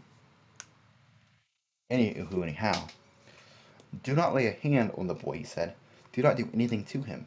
Now I know that you fear God, because you have not withheld from me your son, your only son. Abraham looked up, and there was a thicket and in the thicket he saw a ram. Caught by his horns, he went over and took the ram and sacrificed it as a burnt offering instead of his son. So Abraham called that place the Lord will provide, and to this day it said, On the mountain of the Lord it will be provided. The the angel of the Lord called to Abram from heaven a second time and said, I swear by myself, declares the Lord, that because you have done this and have not withheld your son, your only son, I will surely bless you and make your descendants as numerous as the stars in the sky and as the sand on the seashore, and your descendants will take possession of the cities of their enemies. And through your offspring all nations on earth will be blessed, because you have obeyed me. Then Abram returned to his servants, and they set off together for Beersheba, and Abram stayed in Beersheba. Nahor's sons. Sometime later, Abraham was told, Milcah, is also a mother. She has she has borne sons to your brother Nahor. Uz the firstborn, Booz his brother, Uz and Booz. Uz and Booz. Uz the firstborn, Booz his brother, Gamul the father of Aram, and Kazed, Hazo, Pilda, Japheth, Bethel. Bethel began the father of Rebekah. Rebekah Milcah bore these 8 sons to Abraham's brother Nahor, his concubine. Those names were Ruma and had his sons, Tibah, Gehem, Tarsha, and Maskah. Reading names is so hard. Sarah lived to be 127 years old. She died at Kiriath Arba, that is Hebron, in the land of Canaan. And Abraham went to mourn for Sarah and to weep over her. And Abraham rose from beside his dead wife and spoke to the Hittites. He said, I am a foreigner and a stranger among you. Sell me some property for a burial site here so I can bury my dead. The Hittites replied to Abram, Sir, listen to us. You are a mighty prince among us. Bury your dead in the choicest of our tombs. None of us will refuse you his tomb for burying your dead. And Abram rose and bowed down before the people of the land, the Hittites. He said to them, If you are willing to let me bury my dead, then listen to me and intercede with Ephron son of Zohar on my behalf. So he will sell me the cave of Machpelah, which belongs to him and is at the end of his field, and ask him to sell it to me for full price as a burial site among you. Ephron the Hittite was sitting among the people, and he replied to Abram in the hearing of all the Hittites who had come to the gate of the city. No, my lord, he said, listen to me. I give you the field, and I give you the cave that is in it. I give it to you in the presence of my people. Bury your dead. Again, Abram bowed down before the people of the land, and he said to Ephron in the hearing, Listen to me. If you will. I will pay the price of the field, accept it from me, so I can bury my dead there. Ephron answered Abraham, Listen to me, my lord. My land is worth 400 shekels of silver. But what is that between you and me? Bury your dead. Abram agreed to Ephraim's terms and weighed out for him the price he had named in the hearing of the Hittites, 400 shekels of silver, according to the weight current among the merchants. So Ephraim, so Ephron's field in Macbeth, near Mamre, both Mamre. I don't know. I feel like that's not how I should pronounce that, but both the field and the cave in it, and the trees with the borders of the field was deeded to Abraham and his property in the presence of the Hittites, who come to the gate of the city. Afterward, Abraham buried his wife Sarah in the cave in the field of Machpelah, near Mamre, which is Hebron, and in the land of Canaan. So the field and the cave in it were decided to Abraham by the Hittites as a burial site. Abraham was now very old, and the Lord had blessed him in every way. He said to the senior servant in his household, the one in charge of all that he had, Put your hand under my thigh. I want you to swear by the Lord, the God of heaven and the God of earth, that you will not get a wife for my son from the daughters of the Canaanites, among whom I am living, but will go down to my country and my own relatives and get a wife for my son Isaac. The servant asked him, What if the woman is unwilling to come back with me to this land? Shall I then take your son back to the country you came from? Make sure that you do not take my son back there, Abraham said. The Lord, the God of heaven, who brought me out of my father's household and my native land, and who spoke to me and promised me on the oath, saying, To your offering I will give this land, he will send his angel before you so that you can get a wife for my son there. If the woman is unwilling to come back with you, then you will be released from this oath of mine. Only do not take my son back there. So the servant put his hand under the thighs of his master Abraham and swore an oath to him concerning the matter. Then the servant left, taking with him 10 of his master's camels loaded with all kinds of good things from his master. He set out for Aram Naharaim and made his way to the house of Nahor. He, he, had the camels kneel down near the well outside the town. It was toward evening the time the woman got to draw water. Then he prayed, Lord, God of my master Abraham, make me successful today, and show kindness to my master Abraham. See, I'm standing beside this spring, and the daughters of the townspeople are coming out to draw water. May it be that when I say to a young woman, Please let down your drawer that I may have a drink, and she says, Drink, and I'll water your camels too, let her be the one that you have chosen for your servant Isaac. By this I will know that you have shown kindness to my master. Before he had finished praying, Rebekah came out from her drawer on her shoulder. She was the daughter of Bethuel son of Milcah, who was the wife of Abraham's brother Nahor. The woman was very beautiful, a virgin. was a very beautiful virgin. No man had ever slept with her. She went down to the spring, filled her jar, and came up again. The servant hurried to meet her and said, "Please give me a little water from your jar." "Drink, my lord," she said, and quickly lowered the jar to her hands and gave him a drink. And when she had given him a drink, he said, "I'll draw water for your camels too, until they have had enough to drink." So she quickly emptied her jar into the trough, trough, ran back to the well to draw more water, and drew enough for all of his camels. Without saying a word, the man watched her closely to learn whether or not the Lord had made his journey successful. When the camels had finished drinking, the man took out a gold nose ring which weighing a becca, and two gold bracelets weighing 10 shekels. And he asked, "Whose daughter are you? Please tell me. Is there room in your father's house for us to spend the night?" She answered him, "I'm the father of Bethel, the son of Milcah, born to Nahor." And she added, "We have plenty of straw and fodder, as well as room for you to spend the night." Then the man bowed down and worshipped the Lord, saying, "Praise be to the Lord, the God of my master Abraham, who has not abandoned his kindness and faithfulness to my master. As for me, the Lord has led me on the journey to the house of my master's relatives." The young woman ran and told her mother's house about these things. Now Rebekah had a brother named Laban, and he hurried out to the man at the spring, and as soon as he had seen the nose ring and the bracelets on her sister's arms, and had said, "Rebekah, tell me what the man said to her." He went out to the man and found him standing by the camel's ear near the spring. "Come, you see, you who are blessed by the Lord." He said, "Why are you standing out there? I have prepared the house and a place for you, the camels." So the man went to the house, and the camels were unloaded. Straw and fodder were brought for the camels, and water for him and his men to wash their feet. Then the Lord was set before him, but he said, "I will not eat until I have told you what I have to say." "Tell us then," Laban said.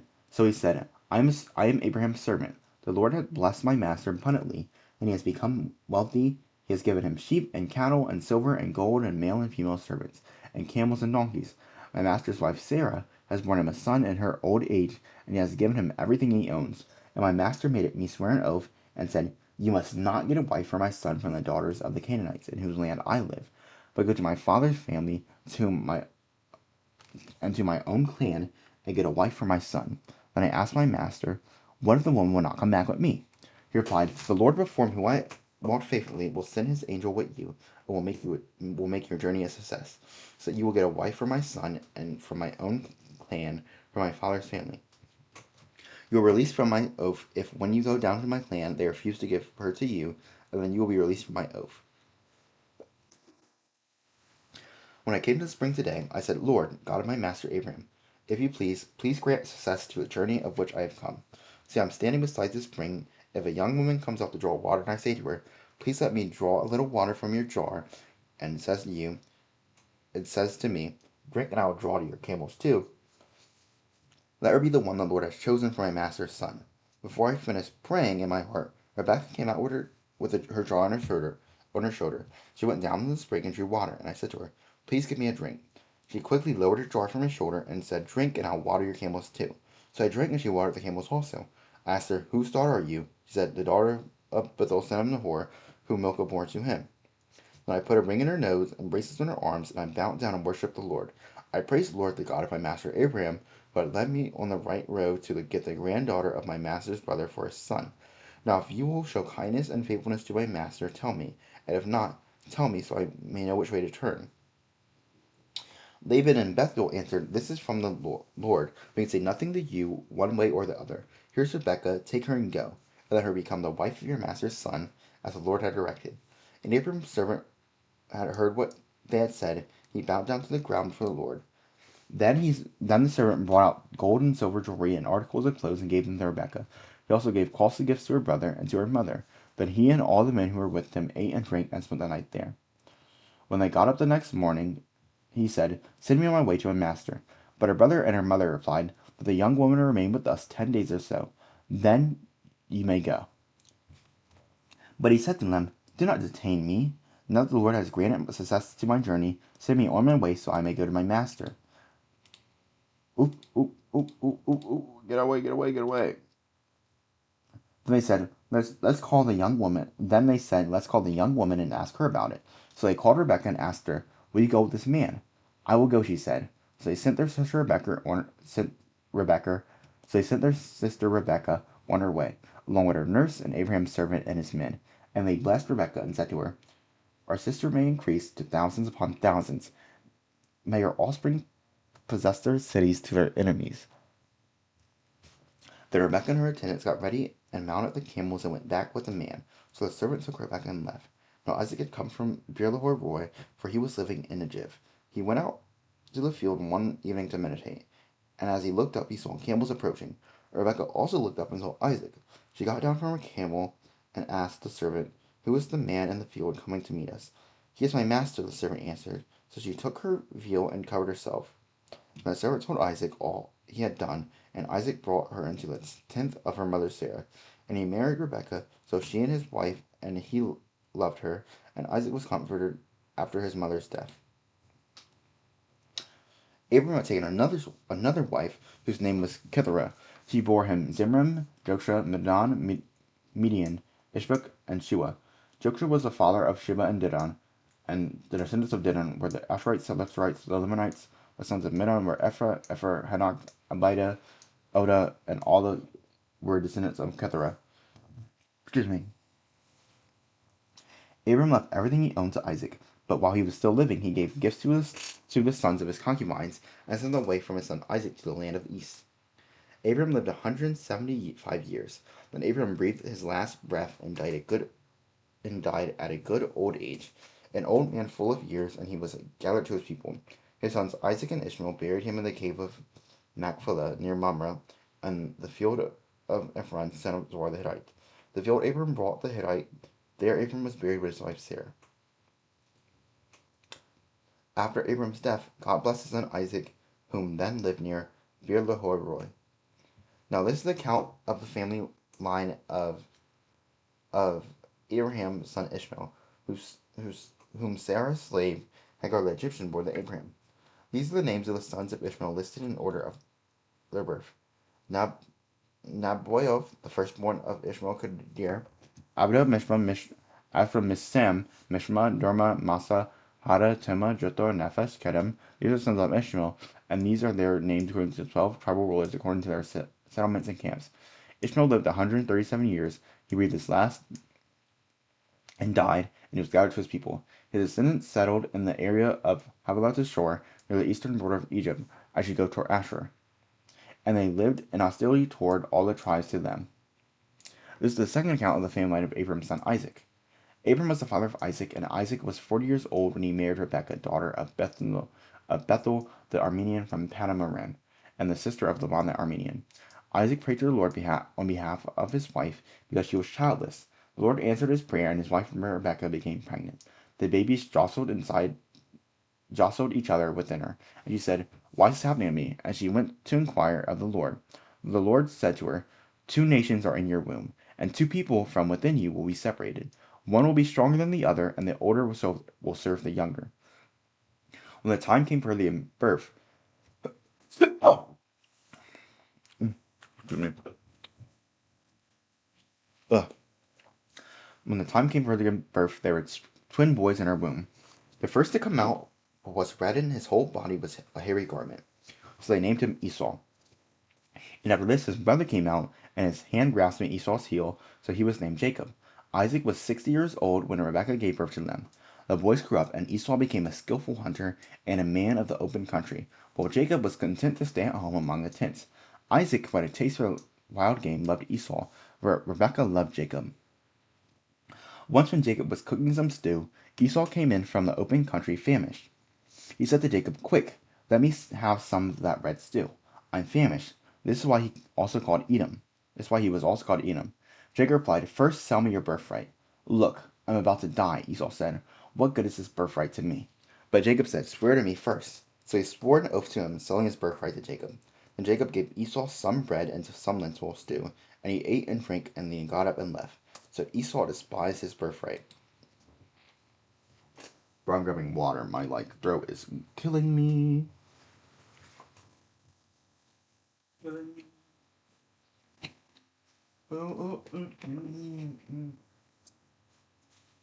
Yeah. My throat is killing me, so I got water. Okay, hold on.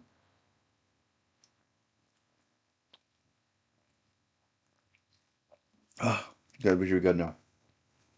I have more water beside me too. Excuse me. Genesis 26. Now there was a famine in the land besides the previous famine in Abraham's time, and Isaac went to Abimelech, king of the Philistines, in Gerar.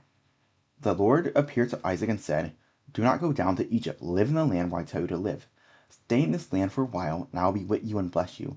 For to you and your descendants I will give all these lands, and will confirm the oath I swore to your father Abraham. I'll make your descendants as numerous as the stars in the sky, and will give them all these lands through your offspring. All nations on the earth will be blessed, because Abraham obeyed me and did everything I required of him, keeping my commands, my decrees, and my instructions." So Isaac stayed in Gerar. When the men of that place asked him about his wife, he said, "She is my sister," because he was afraid to say, "She is my wife." He thought, "The men of this place might kill me on account of Rebekah, because she is beautiful." When Isaac had been there a long time, Abimelech, king of the Philistines, looked down from a window and saw Isaac caressing his wife Rebekah. So Abimelech summoned Isaac and said, "She is really your wife. Why did you say she is my sister?" Isaac answered, "Because I thought I might lose my life on account of her." Then Abimelech said, "What is this that you have done to us? One of the men might as well have slept with your wife, and you have brought guilt upon us." So Abimelech gave orders to all the people, "Anyone who harms this man or his wife shall surely be put to death." Isaac planted crops in the land, and the same year reaped 100-fold, because the Lord blessed him. The man became rich, and his wealth continued to grow until he became very wealthy. He had so many flocks and herds and servants that the Philistines envied him. So all the wells that his father's servants had dug in the time of his father Abraham, the Philistines stopped up and filled them with earth. Then Abimelech said to Isaac, "Move away from us. You have become too powerful for us." So Isaac moved away from there and encamped in the valley of Gerar. Where he settled, Isaac reopened the wells that had been dug in the time of his father Abraham, which the Philistines had stopped up after Abraham died, and he gave them the names, and he gave them the names his father had given them. Isaac's servants dug in the valley and discovered a well of fresh water there. But the herders of Gerar quarreled with those of Isaac and said, "The water is ours." So they named the well Esek, because they disputed with him. Then they dug another well, but they quarreled over that one also. So he named it Sitnah. He moved on from there and dug another well, and no one quarreled over it. He named it Rehoboth, saying, "Now the Lord has given us room, and we will flourish in the land." From there he went up to Beersheba. That night the Lord appeared to him and said, "I am the God of your father Abraham. Do not be afraid, for I am with you. I will bless you and will increase the number of your descendants for the sake of my servant Abraham." Isaac built an altar there and called the name of the Lord. There he pitched the tent, and there his servants dug a well. Meanwhile Abimelech had come to him from Gerar with Ahuzzath, his personal adviser, and Phicol, the commander of his forces. Isaac asked them, "Why have you come to me, since you were hostile to me and sent me away?" They answered, "We saw clearly that the Lord was with you, so we said, there ought to be a sworn agreement between us and you. Let us make a treaty with you, that you will do us no harm, just as we did not harm you, but always treated you well and sent you away peacefully. Now you are blessed by the Lord." Isaac then made a feast for them, and they ate and drank. Early the next morning the men swore an oath to each other. Then Isaac sent them on their way, and they went away peacefully. That day, Isaac's servants came and told him about the well they had dug. Then they said, "We found water." He called it Sheba, and to this day the name of the town has been Beersheba. When Esau was 40 years old, he married Judith, daughter of Beeri the Hittite, and Basemath, daughter of Elon the Hittite. They were a source of grief to Isaac and Rebekah. When Isaac was old and his eyes were so weak that he could see no longer, he called for Esau, his older son, and he said to him, "My son." "Here I am," he answered. Isaac said, "I am now an old man and don't know the day of my death. Here I am again." See that? Here I am. Now then, get your equipment, your quiver and bow, and go out to the open country to hunt some of the wild game for me. Prepare me the kind of tasty food I like, and bring it to me and eat, so that I may give you blessings before I die. Give you my blessing before I die. Now Rebekah was listening as Isaac spoke to his son Esau.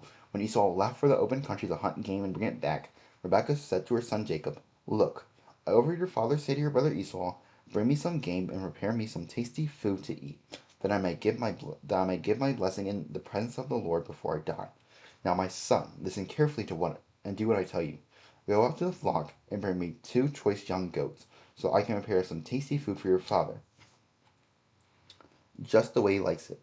Then take it to your father to eat, so that he may give you his blessing before he dies. Jacob said to Rebekah his mother, "But my brother Esau is a hairy man, while I have smooth skin. What if my father touches me? I would appear to be pricking him, and he would bring a curse on myself rather than a blessing."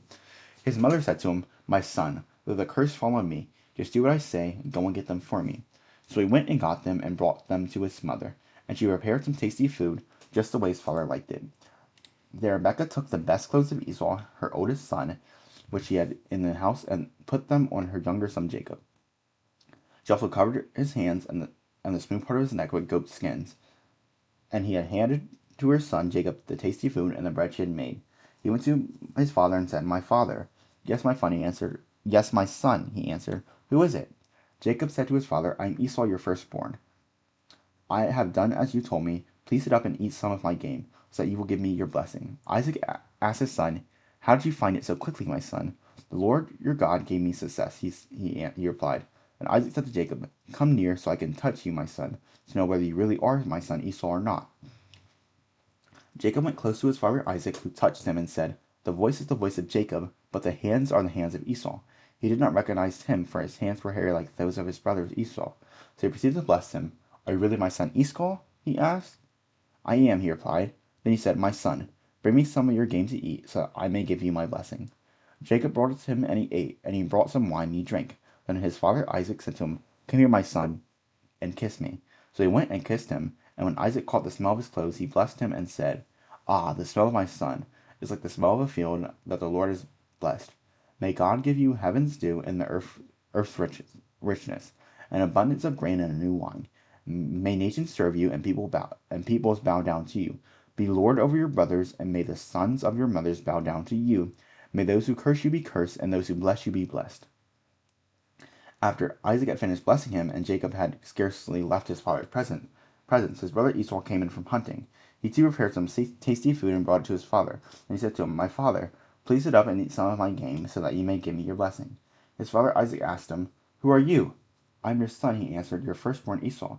Isaac trembled violently and said, "Who was it then that hunted game and brought it to me? I ate it just before you came, and I blessed him, and indeed he will be blessed." When Esau heard his father's word, he burst out with a loud and bitter cry, and said to his father, "Bless me too, my father." But he said, "Your brother came deceitfully and took your blessing." Esau said, "Isn't he rightly named Jacob? This is the second time he has taken advantage of me. He took my birthright, and now he's taken my blessing." Then he asked, "Have you reserved any blessing for me?"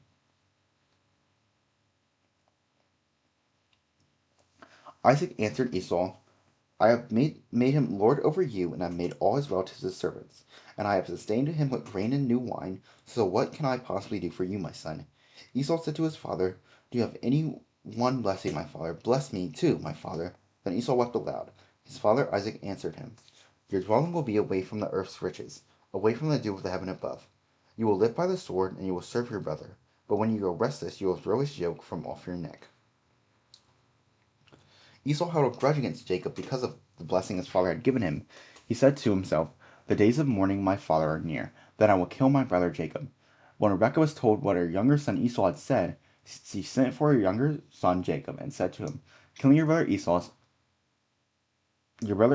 is planning to avenge himself by killing you." I don't know what I was saying before, killing your brother Esau. Ugh. "Now then, my son, do what I say. Flee at once to my brother Laban in Haran, stay with him, and for a while, until your brother's furies have died. When your brother is no longer angry at you and forgets what you did to him, I'll send my word for you to come back from there. Why should I lose both of you in one day?" Then Rebekah said to Isaac, "I'm disgusted with living because of these Hittite women. If Jacob takes a wife from among the women of the land, from Hittite women like these, my life will not be worth living." Goodness gracious, that's like some hate towards these other women. My eyes feel glassy. 28. So Isaac called for Jacob and blessed him. Then he commanded him, "Do not marry a Canaanite woman." Excuse me. Excuse me again. "Go at once to Padan Aram, to the house of your mother's father Bethuel. Take a wife for yourself there from among the daughters of Laban, your mother's brother. May God Almighty bless you and make you fruitful and increase your numbers until you become a community of people. May he give you and your descendants the blessing given to Abraham, so that you may take possession of the land where you now reside as a foreigner. The land God gave to Abraham. Then Isaac sent Jacob on his way, and he went to Paddan Aram to Laban son of Bethuel, the Aramean, the brother of Rebekah, who was the mother of Jacob and Esau. Now Esau learned that Isaac had blessed Jacob and had sent him to Paddan Aram to take a wife from there, and that when he blessed him, he commanded him, "Do not marry Canaanite women," and that Jacob had obeyed his father and his mother and had gone to Paddan Aram. Esau then realized how displeasing the Canaanite women were to his father Isaac, so he went to Ishmael and married Mahalath, the sister of Nebaioth, the daughter of Ishmael, son of Abraham, in addition to the wives he already had. Jacob left Beersheba and set out for Haran. When he had reached a certain place, he stopped for the night because the sun had set. Taking one of the stones there, he put it under his head and lay down to sleep. He had a dream in which he saw a stairway resting on the earth, with its top reaching to heaven, and the angels of God were ascending and descending on it. There above it stood the Lord, and he said, "I am the Lord, the God of your father Abraham, and the God of Isaac. I will give you and your descendants the land which you are lying. Your descendants will be like the dust of the earth, and you will spread out to the west and to the east and to the north and to the south. All the people on earth will be blessed through you and through your offspring. I am with you and will watch over you wherever you go. I will bring you back to this land. I will not leave you until I have done what I have promised you." When Jacob awoke from his sleep, he thought, "Surely the Lord is in this place, and I was not aware of it." He was afraid and said, "How awesome is this place! There is none other like that, none other than the house of the Lord. This is the gate of heaven." Early the next morning, Jacob took the stone he had placed under his head and set it up as a pillar and poured oil on top of it. He called the place Bethel, though the city used to be called Luz. Then Jacob made a vow, saying, "If God will be with me and will watch over me on this journey I am taking, and will give me food to eat and clothes to wear, so that I return safely to my father's household, then the Lord will be my God, and this stone that I have set up as a pillar will be God's house, and all that you give me I will give you a tenth." Then Jacob continued on his journey and came to the land of the eastern peoples. There he saw a well in the open country with 3 flocks of sheep lying near it, because the flocks were watered from that well. The stone over the mouth of the well was large.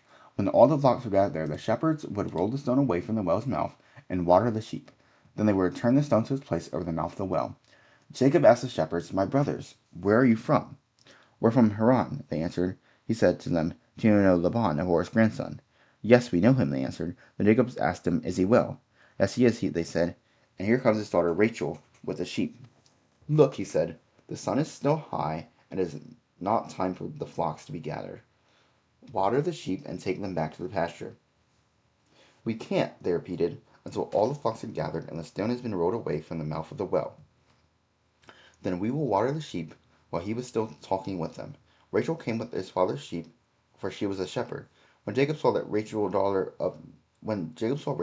of his uncle Laban, and Laban's sheep, he went over and rolled the stone away from the mouth of the well and watered his uncle's sheep. Then Jacob kissed Rachel and began to weep aloud. He told Rachel that he was a relative of her father and a son of Rebekah. So she ran and told her father. As soon as Laban had heard the news about Jacob, his sister's sons, he hurried to meet him. He embraced him and kissed him and brought him to his home. And there Jacob told him all these things. Then Laban said to him, "You are my own flesh and blood."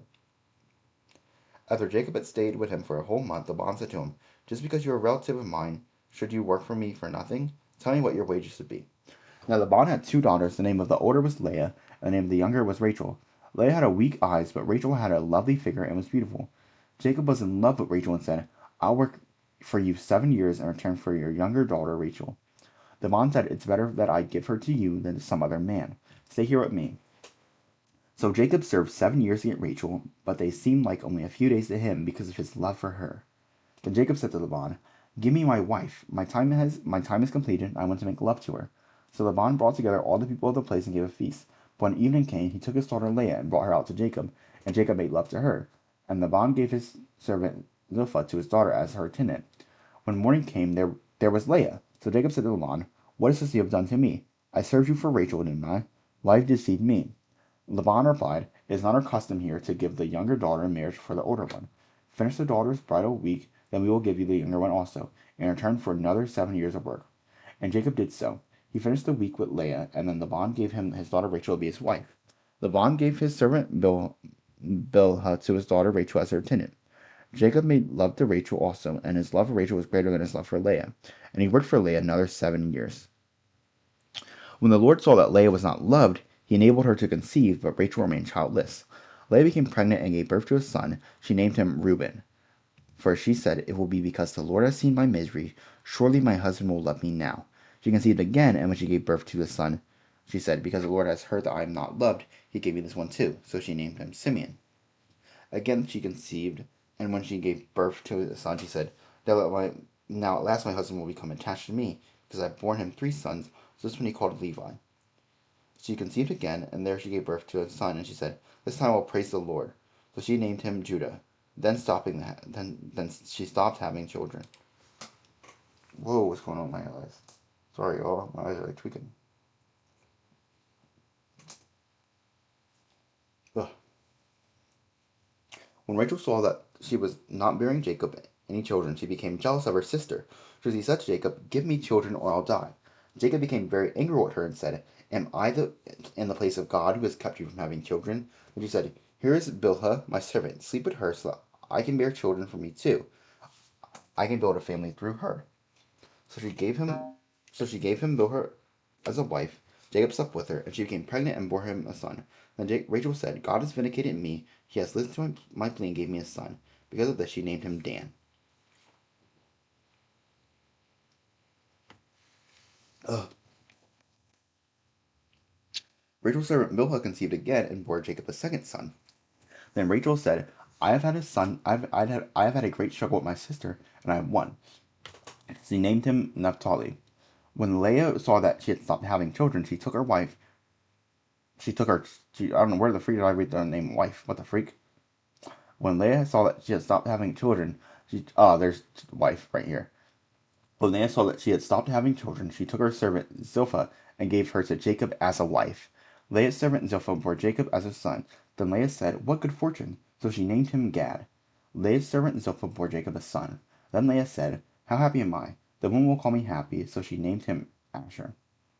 During wheat harvest, Reuben went out into the fields and found some mandrake plants, which he brought to his mother Leah.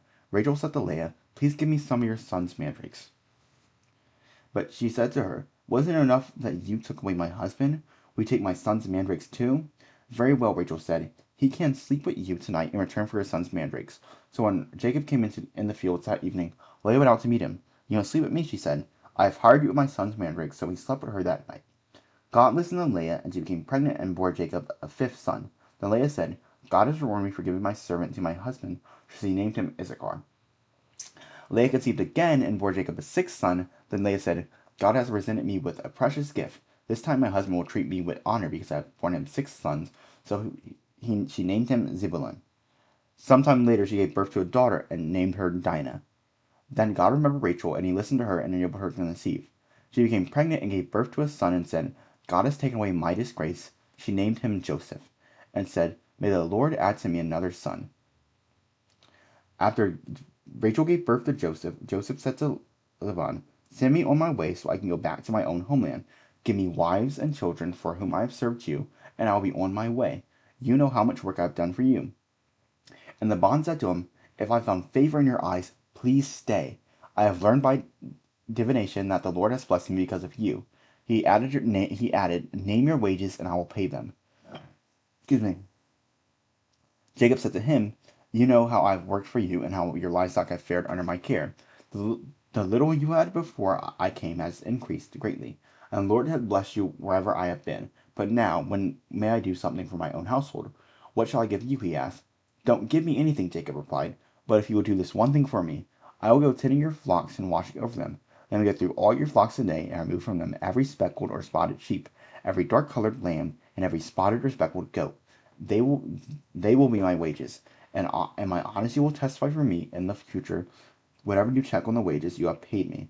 Any goat in possession that is not speckled or spotted, or any lamb that is not dark skinned, will be considered stolen." "Agreed," said Laban. "Let it be as you have said." That same day he removed all the male goats that were streaked or spotted, and all the speckled or spotted female goats. All that he all that had white on them and all the dark-colored lambs, and he placed them in the care of his sons. Then he put a 3-day journey between himself and Jacob, while Jacob continued to tend the rest of Laban's flock. Jacob, however, took fresh-cut branches from poplar, almond, and plane trees, and made white strips of them by peeling the bark and exposing the white inner wood of the branches. He placed the peeled branches in the watering troughs, so that they would be directly in front of the flocks when they came to drink. When the flocks were in heat and came to drink, they mated in front of the branches, and they bore young that were streaked or speckled or spotted. Jacob set apart the young of the flock by themselves, but made them the rest face the streaked and dark-colored animals that belonged to Laban. Thus he made separate flocks for himself, and did not put them with Laban's animals. Whenever the stronger females were in heat, Jacob would place the branches and the troughs in front of the animals so that they would mate near the branches. But if the animals were weak, he would not place them there. So the weak animals went to Laban, and the strong ones to Jacob. In this way, the man grew exceedingly prosperous, and came to his own large flocks, and female male servants, and camels, and donkeys. Jacob heard that Laban's sons were saying, Jacob has taken everything our father owned, and has gained all this wealth from what belonged to our father. And Jacob noticed that Laban's attitude toward him was not what it had been. Then the Lord said to Jacob, go back to the land of your fathers and to your relatives, and I will be with you. So Jacob sent a word to Rachel and to Leah to come out of the fields where his flocks were. He had said to them, I see that your father's attitude toward me is not what it was before, but the God of my father has been with me. You know that I have worked for your father with all my strength, yet your father has cheated me by changing my wages 10 times. However, God has not allowed him to harm me. If he said, the speckled ones will be your wages, then all the flocks gave birth to the speckled young, and if he said, the streaked ones will be your wages, then all flocks bore streaked young. So God has taken away your father's livestock, and has given them to me.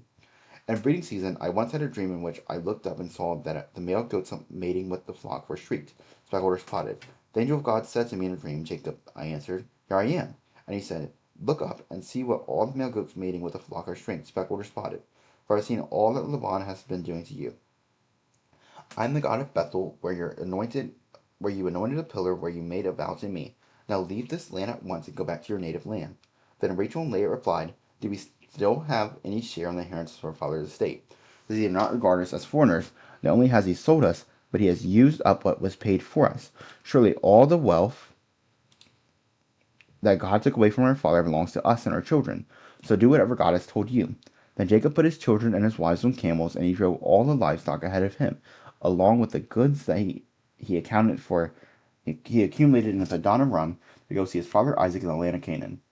When Laban had gone to shear his sheep, Rachel stole her father's household gods. Moreover, Jacob deceived Laban, their Aramean, by not telling him he was running away. So he fled with all he had, crossed the Euphrates River, and headed for the hill country of Gilead. On the 3rd day, Laban was told that Jacob had fled. Taking his relatives with him, he pursued Jacob for 7 days and caught up with him in the hill country of Gilead. Then God came to Laban, the Aramean, in a dream at night, and said to him, be careful not to say anything to Jacob, either good or bad. Jacob had pitched his tent in the hill country of Gilead when Laban overtook him, and Laban and his relatives camped there too. Laban said to Jacob, what have you done? You deceived me, and you carried off my daughters like captives of war. Why did you run off secretly and deceive me? Why didn't you tell me, so I could send you away with joy and singing to the music of timbrels and harps? You did not let me kiss my grandchildren good night, and my daughters good bye. You have done a foolish thing. I desired to harm you, but last night the God of your father said to me, be careful not to say anything to Jacob, either good or bad. Now you have gone off because you long to return to your father's household. But why did they steal my goods? Jacob answered Laban, I was afraid because I thought you would take your daughters away from me by force. But if you find anyone else who has your God, that person shall not live. In the presence of our relatives, see for yourself whether there is or anything of yours here at me, and if so, I'll take it. Now Jacob did not know that Rachel had stolen the gods. So Laban went into Jacob's tent, and into Leah's tent, and to the tent of the 2 female servants, but he found nothing. After he came out of Leah's tent, he entered Rachel's tent. Now Rachel had taken the household gods and put them inside her camel's saddle, and she was riding on them. Laban searched through everything in the tent, but found nothing. Rachel said to her father, don't be angry, my lord, that I cannot stand up in your presence. I'm having my period. So he searched, but could not find the household gods. Jacob was angry and took Laban to ask, what is my crime? He asked Laban. How have I wronged you? How have I wronged you that you hunt me down? Now that you have searched through all my goods, what have you found? would be found that belongs to your household. Put him here in front of your relatives and mine, and let them judge between the two of us. I have been with you for 20 years now. Your sheep and goats have not miscarried, nor have I eaten rams from your flocks. I did not bring you animals torn by wild beasts. I bore the loss myself, and you demanded payment from me, or whatever was stolen by day or night. This was my situation. The heat consumed me in the daytime, and the cold at night, and the sheep fled from my eyes. And it was like this for the 20 years I was in your household. I worked for you 14 years for your daughters, and 6 years for your flocks, and you changed my wages 10 times. If the God of my father, the God of Abraham, and the fear of Isaac had not been with me, you surely would have sent me away empty-handed. But God has seen my hardship and the toil of my hands, and last night he rebuked you. Laban answered Jacob, the women are my daughters, the children are my children, and the flocks are my flocks. All you see is mine. Yet what can I do today about these daughters of mine, or about the children they have borne? Come now, let's make a covenant, you and I, and let it serve as a witness between us. So Jacob took a stone and set it on a pillar, and he said to his relatives, gather some stones. So they took the stones and piled them in a heap, and they ate there by the heap. Laban called it Jegar Sahadutha, and Jacob called it Galeed. Laban said, this heap is a witness between you and me today, that it was called Galeed.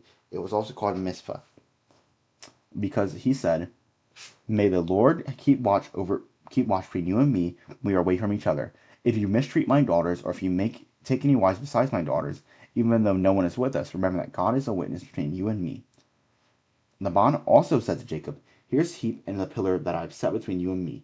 This heap is a witness, and this pillar is a witness. And I will not go past this heap to your side to harm you, and that you will not go past this heap and pillar side to harm me. Make the God of Abraham and the God of Nahor and the God of the Father be us. Oh. So Jacob took the oath in the name of the fear of his father Isaac. So he offered a sacrifice in the hill country and invited his relatives to a meal. After they had eaten, they spent the night there. Early the next morning, Laban kissed his grandchildren and his daughters and blessed them. Then he returned home. Jacob also went on his way, and the angels of God met him. When Jacob saw him, he said, this is the camp of God. So he named the place Mahanaim. Jacob sent messengers ahead of him to his brother Esau in the land of Seir, the country of Edom. He instructed them, this is what you are to say to my lord Esau your servant. Jacob says, I have been staying with Laban and have remained there till now. I have cattle and donkeys, sheep and goats, and male and female servants. Now I am sending this message to my lord, that I might find favor in your eyes. When the messengers returned to Jacob, they said, we went to your brother Esau, and now he is coming to meet you, and 400 men are with him. In great fear and distress, Jacob divided the people who were with him in two groups, flocks and herds and camels as well. He thought, if Esau comes and attacks one group, the group that is left may escape. Then Jacob prayed, O God of my father Abraham, God of my father Isaac, Lord, you who said to me, go back to your country and your relatives, and I will make you prosper, I am unworthy of all the kindness and faithfulness you have shown your servant. I had only my staff when I crossed this Jordan, but now it had become two camps. Save me, I pray, from the hand of my brother Esau, for I am afraid he will come and attack me, and also the mothers with their children.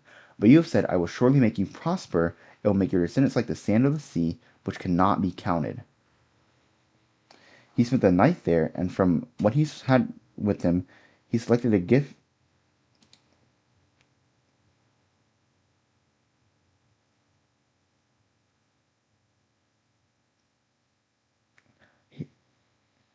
He spent the night there, and from what he had with him, he selected. He spent the night there, and from what he had with him, he selected a gift from his brother Esau: 200 female goats and 20 male goats, 200 ewes and 20 rams, 30 female camels and their young, 40 cows and 10 bulls, and 20 female donkeys and 10 male donkeys. He put them in the care of his servants, each herd by itself, and said to his servants, go ahead of me and keep some space between the herds. He instructed the one in the lead, when my brother Esau meets you and asks, who do you belong to and where are you going? And who owns all these animals in front of you? Then you are to say, they belong to your servant Jacob. They are a gift to my lord Esau, and he is coming behind us. He also instructed the second and the third and all who followed the herds.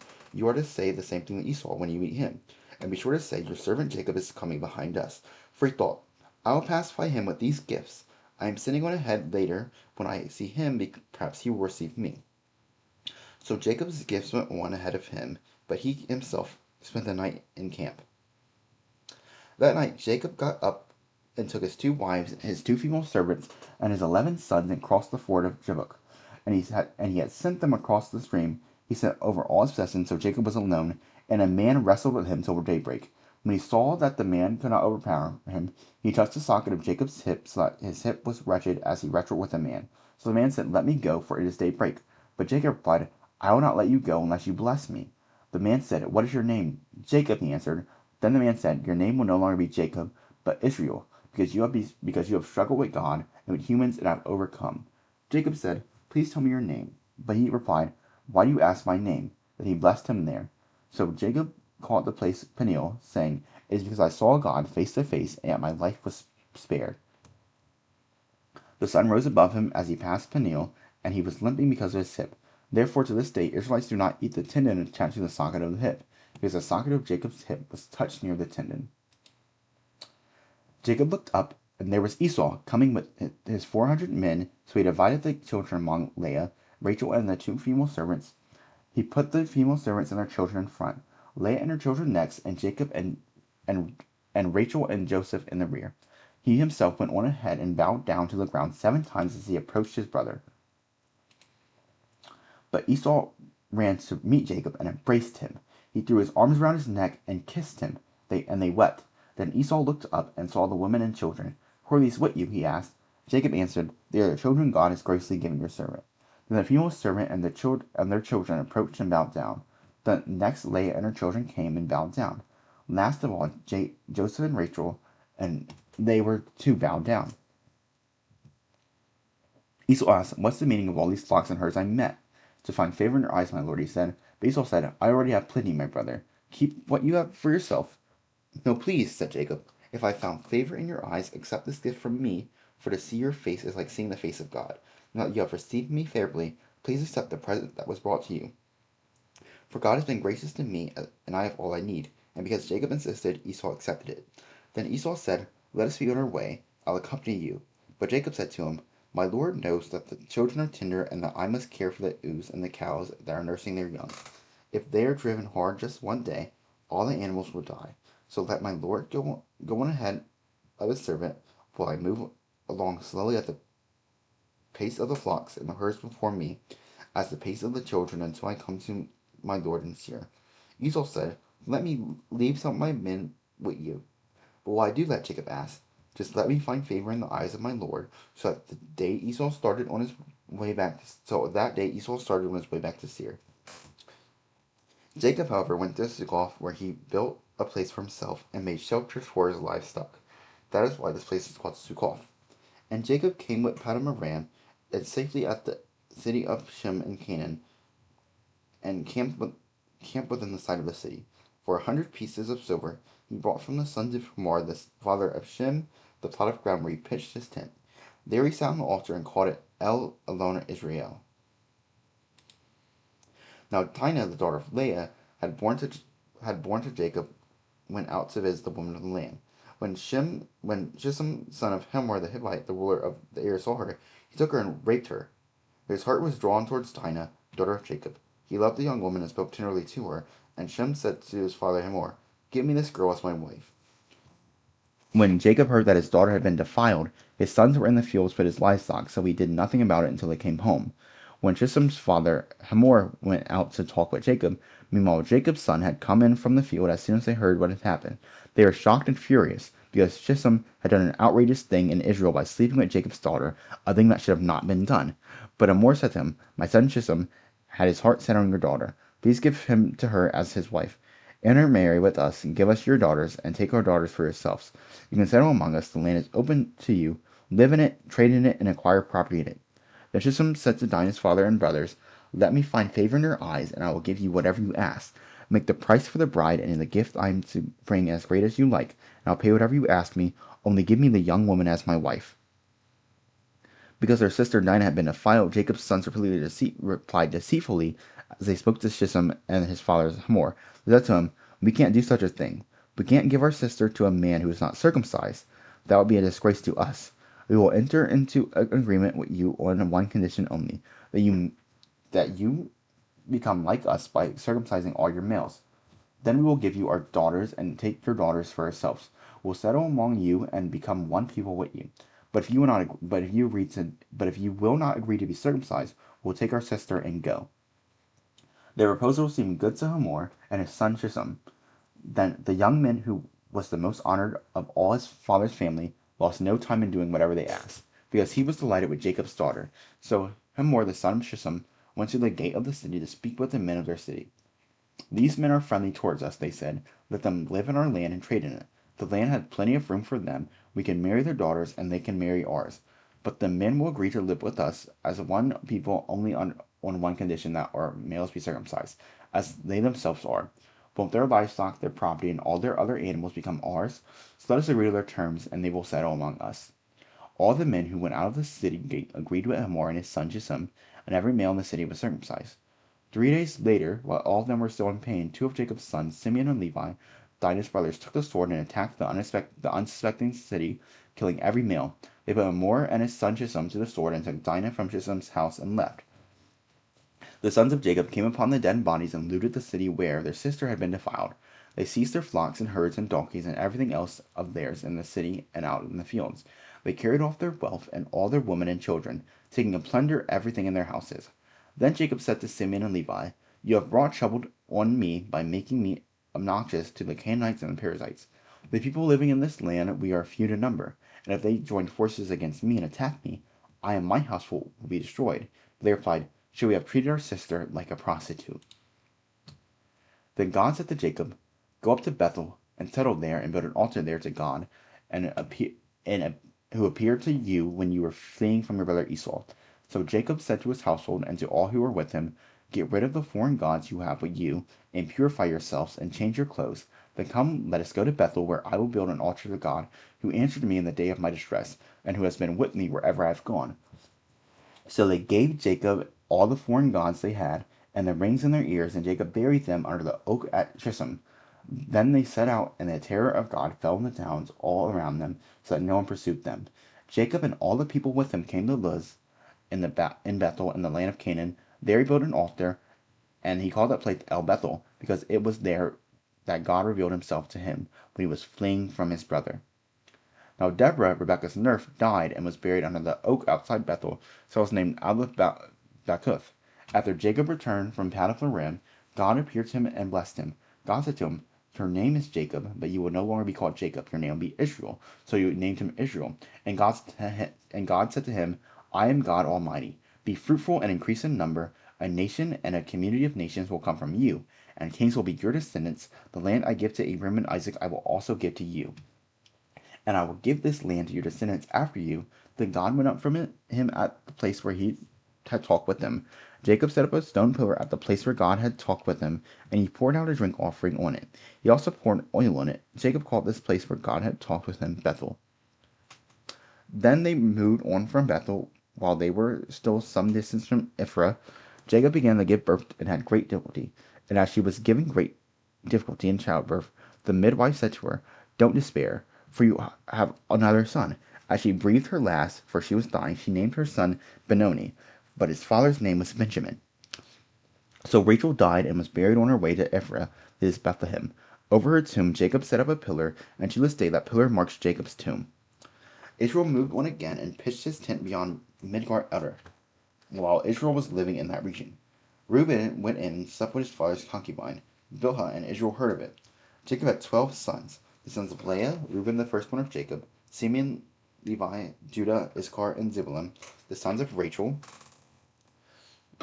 Joseph and Benjamin, the sons of Rachel's servant Bilhah, Dan and Naphtali, the sons of Leah's servant Zilpah, Gad and Asher, they were the sons of Jacob who bore him in Paddan-aram. And Jacob came home to his father Isaac in Mamre, near Kirjath Arba, that is Hebron, where Abraham and Isaac stayed.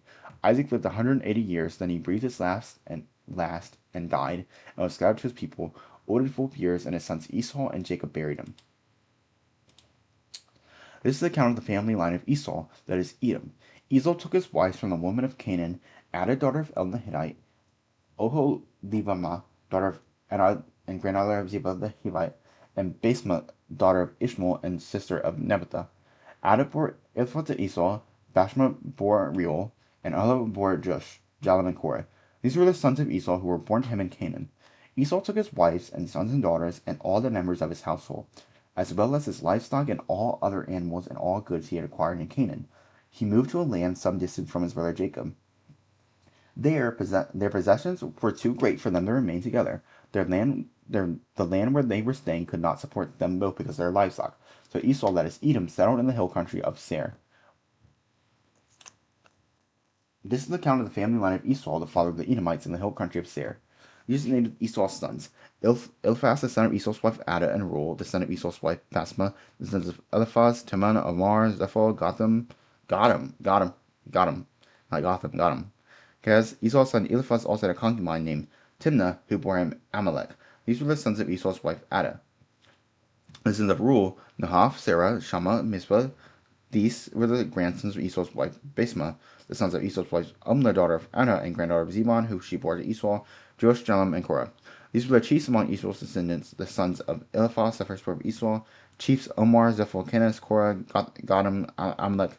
These are the chiefs descended from Eliphaz and Edom. They were grandsons of Ada. The sons of Esau's son Reuel, chiefs Nahab, Zerah, Shammah, Mizah. These were the cities descended from Reuel. In Edom, they were the grandson of Esau's wife, Basemath. The sons of Oholibamah, chief Josh, Jalam, and Korah. These were the chiefs descended from Esau's wife, Oholibamah, daughter of Anah. These were the sons of Esau, that is Edom, and these were their chiefs. These were the sons of Seir the Horite, who were living in the region. Lota, Shobah, Zimlah, Arah, Dishon, and Dishon. These are the sons of Seir and Edom, were the Horite chiefs. The sons of Lotan, Hori and Hama. Timnah was Lotan's sister. The sons of Shobah, Alvin, Menahath, Ebal, Shephel, and Onam. The sons of Zebon, Aish, and Anna, the son of Anna, who discovered the hot springs in the desert while he was grazing the donkeys of his father Simeon.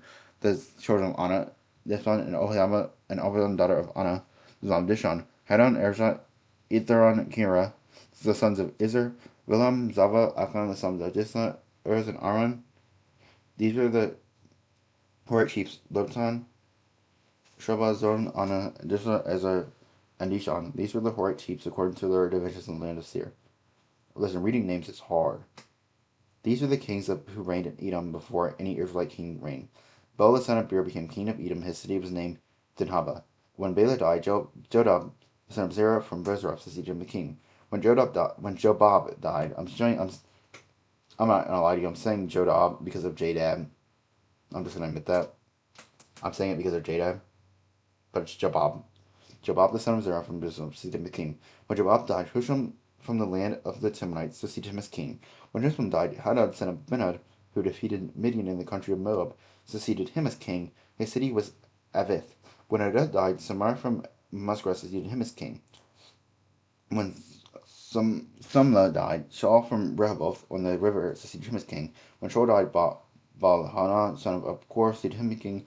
Hanan, son of Abkor, died, succeeded him king. His city was named Paul, and his wife was named Methabel, daughter of Matred, the daughter of Mizanab. These were the chiefs descended from Esau by their name, according to their clans and regions. Timnah, Evla, and Jephthah, according to Elah, Pharaoh, Kenaz, Timros, Mishwar, Magdah, and Aram. These were the chiefs of Edom, according to their settlements in the land they occupied. This is the family line of Esau, the father of the Edomites. Joseph's dreams, Genesis 37. Jacob lived in a land where his father had stayed, the land of Canaan. This is the account of Jacob's family line.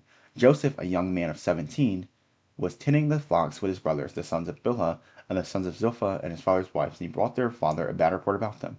Now Israel loved Joseph more than any of his other sons, because he had been born to him in his old age, and he made him an ornament, which an ornament, okay, it's a robe for him. It's a robe of many colors. When his brothers saw that their father loved him more than any of them, they hated him and could not speak a kind word to him. Joseph had a dream, and when he told it to his brothers, they hated him all the more. He said to them, "Listen to this dream I had.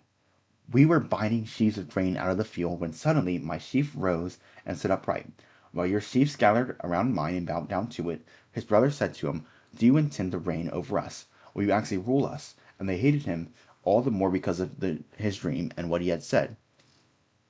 Then he had another dream, and he told it to his brothers. Listen, he said, I had another dream, and this time the sun and the moon and the 11 stars were bowing down to me.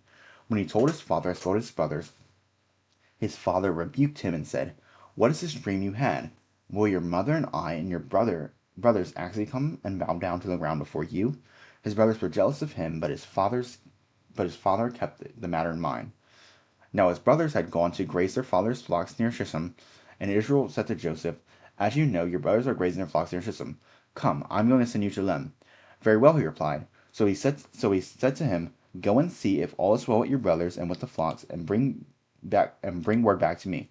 Then he sent him off from the valley of Hebron. When Joseph arrived at Shechem, a man found him wandering around in the fields and asked him, What are you looking for? He replied, I'm looking for my brothers. Can you tell me where they are grazing their flocks? They have moved on from here, the man said. I heard they say, Let's go to Dothan. So Joseph went after his brothers and found them in Dothan. But they saw him in the distance and plotted to kill him. Here comes that dreamer, they said to each other. Come now, let us kill him and throw him into one of these cisterns and say that a ferocious animal devoured him. Then we'll see what comes of his dreams. When Reuben heard this, he tried to rescue him from their hands and said, Let's not take his life, he said. Don't shed any blood, throw him into this cistern here in the wilderness, but don't lay a hand on him. Reuben said to rescue him from them and take him back to his father. Reuben said this to rescue him from them and take him back to his father. So when Joseph came to his brothers, they stripped him of his robe, the ornate robe he was wearing, and they took him and threw him into the cistern. The cistern was empty, there was no water in it. And as they sat down to eat their meal, they looked up and saw a caravan of Ishmaelites coming from Gilead. Their camels were loaded with spices, balm, and myrrh, and they were on their way to take them down to Egypt. Judah said to his brothers, What will we gain if we kill our brother and cover up his blood? Come, let us sell him to the Ishmaelites, and lay not our hands on him after all. He is our brother and our own flesh and our blood. His brothers agreed. So when the Midianite merchants came by, his brothers pulled Joseph up out of the cistern and sold him for 20 shekels of silver to the Ishmaelites, who took him to Egypt. When Reuben returned to the cistern and saw that Joseph was not there, he tore his clothes. He went back to his brothers and said, The boy isn't here. Where can I turn now? Then they got Joseph's robe, slaughtered a goat, and dipped the robe in the blood. They took the ornate robe back to their father and said, We found this. Examine it to see whether it's your son's robe. He recognized it and said, It is my son's robe. Some ferocious animal has devoured him. Joseph has surely been torn to pieces. Then Jacob tore his clothes and put on a sackcloth and mourned for his son many days. All his sons and daughters came to comfort him, but he refused to be comforted. No, he said, I will continue to mourn until I join my son in the grave. So his father wept for him. Meanwhile, the Midianites sold Joseph in Egypt to Potiphar, one of Pharaoh's officials, the captain of the guard. At that time, Judah left his brothers and went down to stay with a man of Adullam named Hira. There Judah met the daughter of a Canaanite man named Shua. He married her and made love to her. She became pregnant and gave birth to a son, who was named Er. She conceived again and gave birth to a son and named him Onan. She gave birth to another son and named him Shelah. It was Kizib that she gave birth to him. It was at Kizib that she gave birth to him. Judah got a wife at Er. Judah got a wife for Er, his firstborn, and her name was Tamar. But Er, Judah's firstborn, was wicked in the Lord's sight, so the Lord put him to death. Then Judah said to Onan, Sleep with your brother's wife and fulfill your duty as her brother-in-law to raise up offering for your brother. But Onan knew that the child would not be his, so whenever he slept with his brother's wife, he spilled his semen on the ground to keep the. But Onan knew that the child would not be his, so whenever he slept with his brother's wife, he spilled his semen on the ground to keep from providing offering for his brother. What he did was wicked in the Lord's sight, so the Lord put him to death also. And Judah then said to his daughter-in-law Tamar, Live as a widow in your father's household until my son Shelah goes up. For he thought, he may die too, just like his brothers. So Tamar went to live in her father's household. After a long time, Judah's wife, the daughter of Shua, died. When Judah had recovered from his grief, he went to Timnah to the men who were shearing his sheep, and his friend Hiram the Amlite went with them. When Tamar was told, Your father-in-law is on his way to Timnah to shear his sheep, she took off her widow's clothes, covered herself with a veil to disguise herself, and sat down at the entrance to Enim, which is on the road to Timnah, for she saw that, though Shelah had now grown up, she had not been given to him as a wife. When Judah saw her, he thought she was a prostitute, for she covered her face. Not realizing that she was his daughter-in-law, he went over to her on the roadside and said, Come now, let me sleep with you. And what will you give me to sleep with you? She asked. If I'll send a young goat from my flock, she said. Will you give me something as a pledge until you send it, she said. He said, what pledge should I give you? Your seal and its cord and the staff in your hand, she answered. So he gave them to her and slept with her, and she became pregnant by him. And she left, and she took off her veil and put on her widow's clothes again. Meanwhile, Judah sent the young goat by his friend the Adamite in order to get his pledge back from the woman, but he did not find her. He asked the men who lived there, where is the shrine prostitute who was beside the road in him? There hasn't been any shrine prostitute here, they said. So they went back to Judah and said, I didn't find her besides the men who lived there, and said, there hasn't been any shrine prostitute here. Then Judah said, let her keep what she has, or we will become laughing stock. After all, I didn't send her this young goat, but you did not find her. About 3 months later, Judah was told, your daughter-in-law Tamar was guilty of prostitution, and as a result, she is now pregnant. Judah said, bring her out and have her burned to death. And she was brought out, and she sent a message to her father-in-law. I am pregnant by the man who owns these, she said, and she added, see if you recognize whose zeal and cord and staff these are. Judah recognized them and said, she is more righteous than I, since I wouldn't give her to my son Shelah, and he did not sleep with her again. When the time came for her to give birth, there were twin boys in the womb.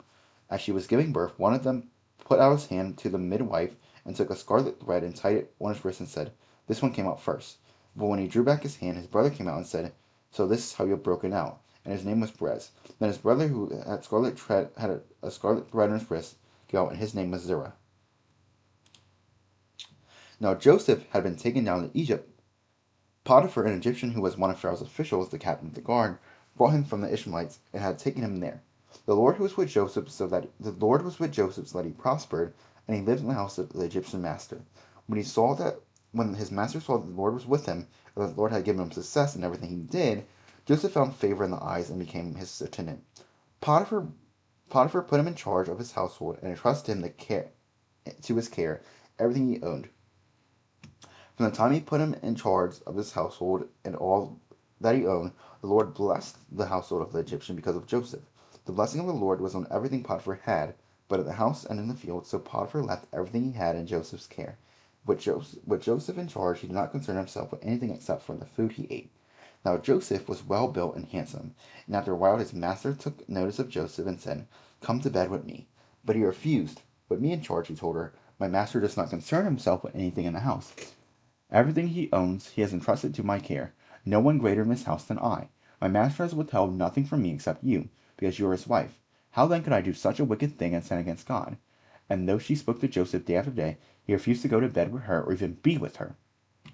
One day he went into the house to attend his duties, and none of the household servants was aside. She caught him by his cloak and said, come to bed with me. But he left his cloak in her hand and ran out of the house. When she saw that he had left his cloak in her hand and run out of the house, she called her household servants. Look, she said, this Hebrew has brought to us to make sport of us. He came in here to sleep with me, but I screamed. When he had screamed for me, he left his cloak beside me and ran out of the house. She kept his cloak beside her until his master came home. Then she told him the story. That Hebrew slave you brought us came to me to make sport of me, but as soon as I screamed for help, he left his cloak beside me and ran out of the house. When his master heard this story, his wife told him, saying, this is how your slave treated me. He burned with anger. Joseph's master took him and put him in prison, the place where the king's prisoners were confined.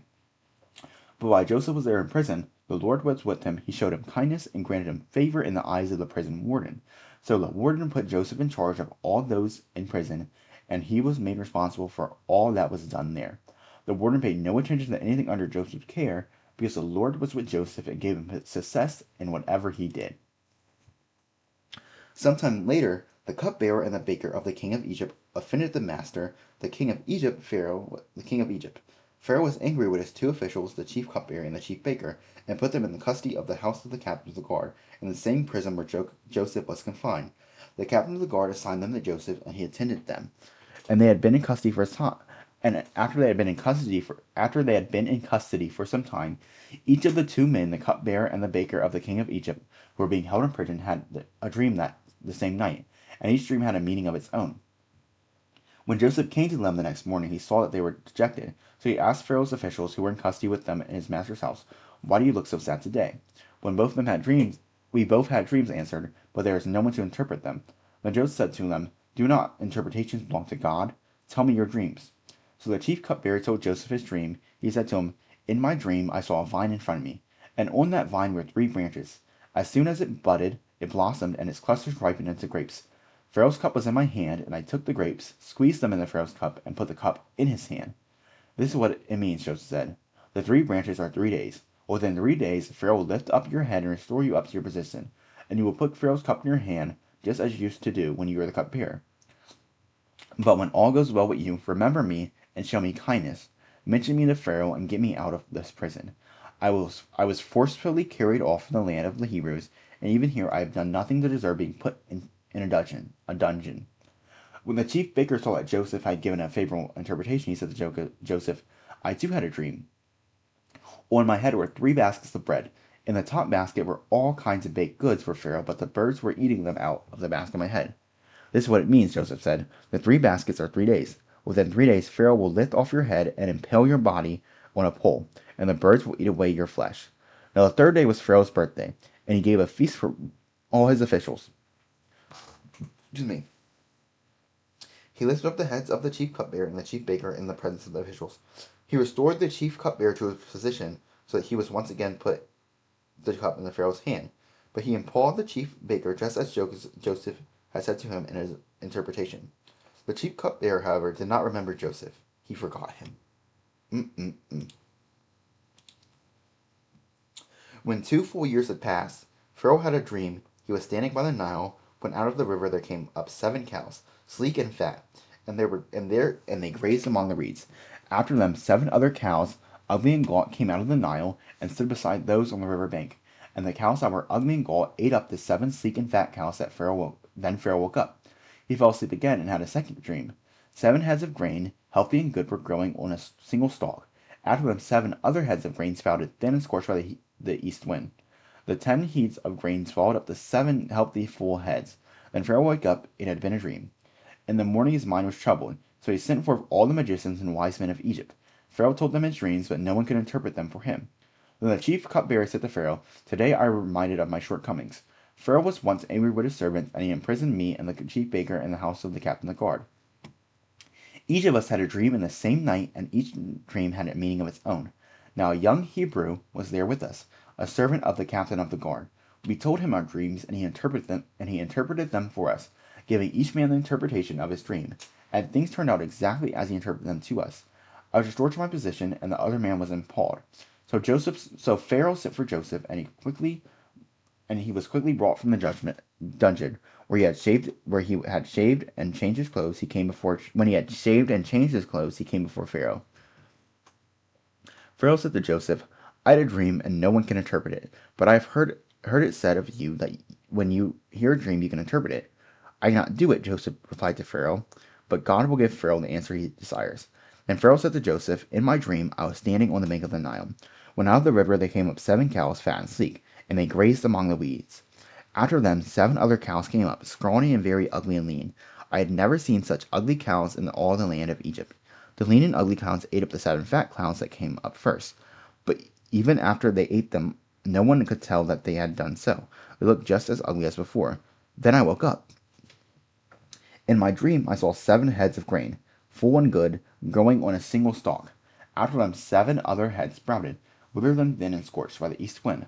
The 10 heads of grain swallowed up the 7 good heads. I told this to the magicians, but none of them could explain it to me. Then Joseph said to Pharaoh, The dreams of Pharaoh are one and the same. God has revealed to Pharaoh what he is about to do. The 7 good cows are 7 years, and the 7 good heads of grain are 7 years. It is one and the same dream. The 7 lean, ugly cows that came up afterward are 7 years, and so are the 7 worthless heads of grain scorched by the east wind. There are 7 years of famine. It is just as I said to Pharaoh. God has shown Pharaoh what he is about to do. 7 years of great abundance are coming throughout the land of Egypt, but 7 years of famine will follow them. Then all the abundance in Egypt will be forgotten, and the famine will ravage in the land. The abundance in the land will not be remembered, because the famine that follows it will be so severe. The reason the dream was given to Pharaoh in 2 forms is that the matter has been firmly decided by God, and God will do it soon. And now let Pharaoh look for a discerning and wise man, and put him in charge of the land of Egypt. Let Pharaoh appoint commissioners over the land to take 1/5 of the harvest of Egypt during the 7 years of abundance. They should collect all the food of the good years that are coming, and store them up the grain under the authority of Pharaoh, to be kept in the cities for food. This food should be held in reserve for the country, to be used during the 7 years of famine that will come upon Egypt, so that the country may not be ruined by famine. The plan seemed good to Pharaoh and to all his officials. So Pharaoh asked them, "Can we find anyone like this man, one in whom is the Spirit of God?" Then Pharaoh said to Joseph, "Since God has made all this known to you, there is no one so discerning and wise as you. You should be put in charge of my palace, and all my are to submit to your orders. Only with respect to the throne will I be greater than you." So Pharaoh said to Joseph, "I hereby put you in charge of the whole land of Egypt." Then Pharaoh took his signet ring from his finger and put it on Joseph's finger. He dressed him in robes of fine linen and put a gold chain around his neck. He had him ride in a chariot as his second in command, and people shouted before him, "Make way!" Thus he put him in charge of the whole land of Egypt. Then Pharaoh said to Joseph, "I am Pharaoh. Without your word, no one will lift hand or foot in Egypt." Pharaoh gave Joseph the name Zephanath Paneah, and gave him Asen, the daughter of Potiphar, priest of On, to his wife. And Joseph throughout the land of Egypt, and Joseph went throughout the land of Egypt. Joseph was 30 years old when he entered the service of Pharaoh, king of Egypt. And Joseph went out from Pharaoh's presence and traveled throughout Egypt. During the 7 years of abundance, the land produced plentifully, and Joseph collected all the food produced in those 7 years of abundance in Egypt, and stored in the cities. And each city he put the food grown in the field surrounding it. Joseph stored up the huge quantities of grain like the sand of the sea. It was so much that he stopped keeping records because it was beyond measure. Before the years of famine came, 2 sons were born to Joseph by Asenath, daughter of Potiphar, priest of On. Joseph named his firstborn Manasseh, and said, "It is because God had made me forget all my trouble and all my father's household." The second son he named Ephraim, and said, "It is because God has made me fruitful in the land of my suffering." The 7 years of abundance in Egypt came to an end, and the 7 years of famine began, just as Joseph had said. There was famine in all the other lands, but in the whole land of Egypt there was food. When Egypt began to feel the famine, the people cried to Pharaoh for food. Then Pharaoh told all the Egyptians, "Go to Joseph and do what he tells you." When the famine had spread over the whole country, Joseph opened all the storehouses and sold grain to the Egyptians, for the famine was severe throughout Egypt. And all the world came to Egypt to buy grain from Joseph because the famine was severe everywhere. When Jacob heard that there was grain in Egypt, he said to his sons, "Why do you just keep looking at each other?" He continued, I have heard that there is grain in Egypt. Go down there and buy some for us, so that we may live and not die." Then 10 of Joseph's brothers went down to buy grain from Egypt. But Jacob did not send Benjamin, Joseph's brother, with the others, because he was afraid that harm might come to him. So Israel's sons were among those who went to buy grain, for there was famine in the land of Canaan.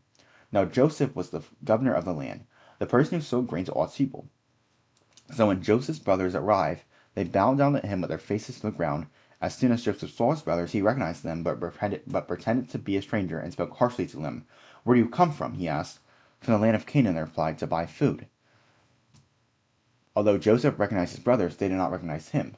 Then he remembered his dreams about them and said to them, "You are spies. You have come to see where our land is unprotected." "No, my lord," they answered. "Your servants have come to buy food.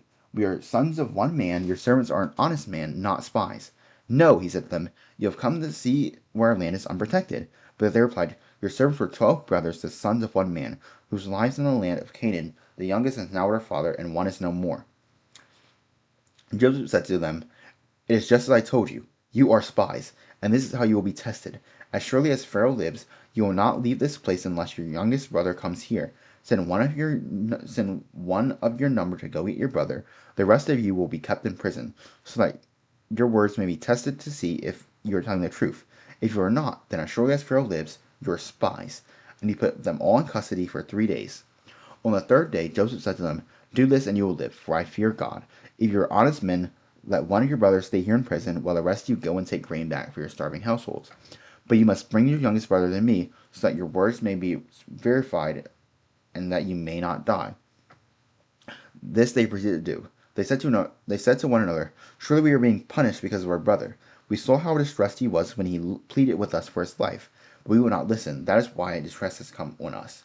Reuben replied, "Didn't I tell you not to sin against the boy? But you wouldn't listen. Now we must give up an accounting for his blood." They did not realize that Joseph could understand them, since he was using an interpreter. He turned away from them and began to weep, but then came back and spoke to them. He had Simeon taken from them and bound before their eyes. Joseph gave orders to fill their bags with grain, so that to put each man's silver back in his sack.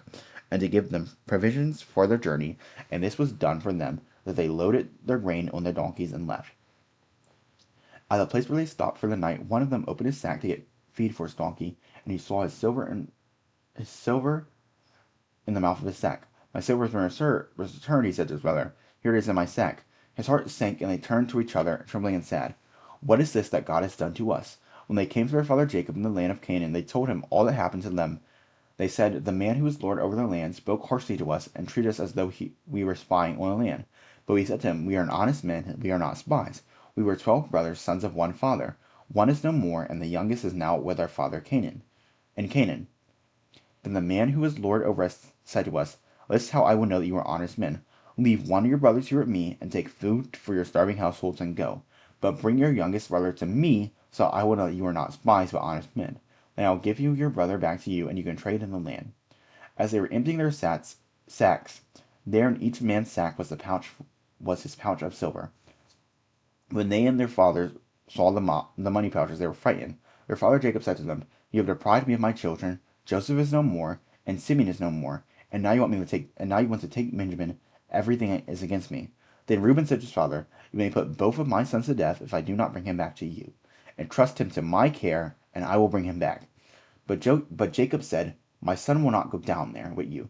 His brother is dead, and he's the only one left. If harm comes to him on the journey you are taking, you will bring my gray head down to the grave in sorrow.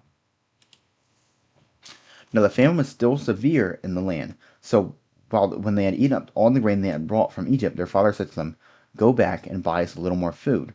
But Judah said to him, the man warned us solemnly, you will not see my face again unless your brother is with you. If you will send our brother along with us, we will go down and buy food. But if you will not send him, we will not go, because the man said to us, you will not see my face again unless your brother is with you. Israel asked, why did you bring this trouble on me by telling the man you had another brother? They replied, the man questioned us closely about ourselves and our family. Is your father still living? He asked us. Do you have another brother? We simply answered his questions. How were we to know he would say, bring your brother down here? Then Judah said to Israel his father, send the boy along with the men, and we will go at once, so that we and you and our children may live and not die. I myself will guarantee his safety. You can hold me personally responsible for him. If I do not bring him back to you and set him here before you, I will bear the blame before you all my life. As it is, if we had not delayed, we could have gone and returned twice. Then their father said to them, if it must be, then do this. Put some of the products of the land in your bags and take them down to the man as a gift. A little balm and a little honey, some spices and myrrh, some pistachio nuts and almonds. Take double the amount of silver with you, for you must return the silver that was put back in the mouths of your sacks. Perhaps it was a mistake. Take your brother also, and go back to the man at once. And may God Almighty grant you mercy before the man, so that he will let your brother and Benjamin come back with you. As for me, I am bereaved. What does bereaved mean? Let's look up what bereaved means. Bereaved. To be deprived of close relation of a friend through their death. Oof. So the men took the gifts and doubled the amount of silver, and Benjamin also. They hurried down to Egypt and presented themselves to Joseph. When Joseph saw that Benjamin was with them, he said to the steward of the house, take these men to my house, slaughter an animal, and prepare a meal. They will eat with me at noon. The man did as Joseph told him and took the men to Joseph's house. Now the men were frightened when they were taken to his house. They thought, we were brought here because of the silver that was put back into our sacks the first time. He wants to attack us and overpower us and seize us as slaves and take our donkeys. So they went up to Joseph's steward and spoke to him at the entrance to the house.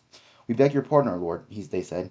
We came down here the first time to buy food.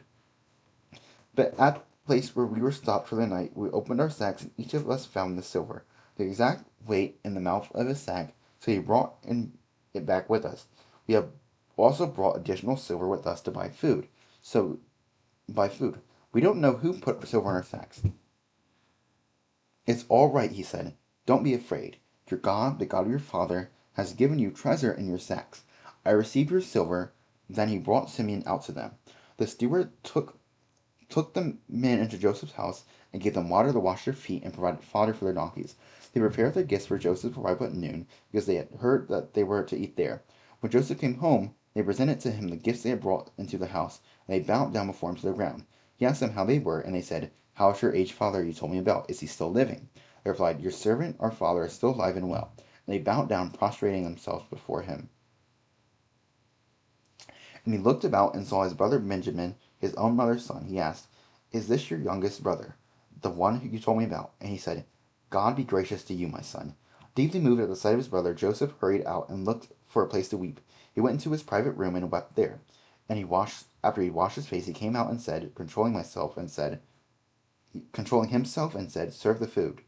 They served him by himself, the brothers by themselves, and the Egyptians who ate with him by themselves. But because the Egyptians could not eat with Hebrews, for that is detestable to the Egyptians. The men had been seated before him in order of the ages from the firstborn to the youngest, and they looked at each other in astonishment, when their portions were served to them from Joseph's table. Benjamin's portion was 5 times as much as anyone else, so they feasted and drank freely with him. Now Joseph gave these instructions to the steward of the house: "For the men's sacks put as much food as they can carry, and put each man's silver in the mouth of his sack. Then put my cup, the silver one, in the mouth of the youngest one's sack, along with the silver for his grain." And he did as Joseph said. As the morning dawned, the men were sent on their way with their donkeys. My gosh. They had gone far from the city when Joseph said to the steward, "Go after those men at once, and when you catch up with them, say to them, 'Why have you repaid good with evil? Isn't this the cup my master drinks from, and who also uses for divination? This is a wicked thing you have done.' When he caught up with them, he repeated these words to them. But they said to him, 'Why does my lord say such things? Far be it from your servants to do anything like that. We have brought back to you from the land of Canaan the silver we found inside the mouths of your sack. So why would we steal silver or gold from the mouth from from from from from from from your master's house? If any of your servants is found to have it, he will die, and the rest of us will become my lord's slaves.' 'Very well, then,' he said, 'let it be as you say. Whoever is found to have it will become my slave. The rest you will be free from blame.' Each of them quickly lowered the sack to the ground and opened it. Then the steward proceeded to search, beginning from the oldest and ending with the youngest. And the cup was found in Benjamin's sack. After this, they tore their clothes, they all loaded their donkeys, and returned to the city. Joseph was still in the house of Judah, and his brothers came in, and they threw themselves to the ground before him.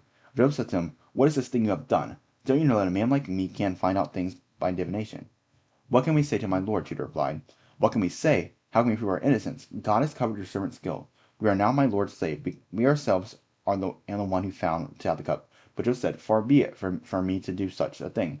Only the man who is found to have the cup will become my slave. The rest of you go back to your father in peace." And then Judah went up to him and said, "Pardon your servant, my lord. Let me speak a word to my lord. Do not be angry with your servant, though you are equal to Pharaoh himself." My lord asked his servants, "Do you have a father or brother?" And we answered, "We have an aged father, and there is a young son born to him in his old age. His brother is dead, and he is the only one of my mother's sons left, and his father loves him." Then you said to your servants, "Bring him down to me, so I can see him for myself." And we said to my lord, "The boy cannot leave his father. If he leaves him, his father will die." But you told your servants, "Unless your youngest brother comes down with you, you will not see my face again."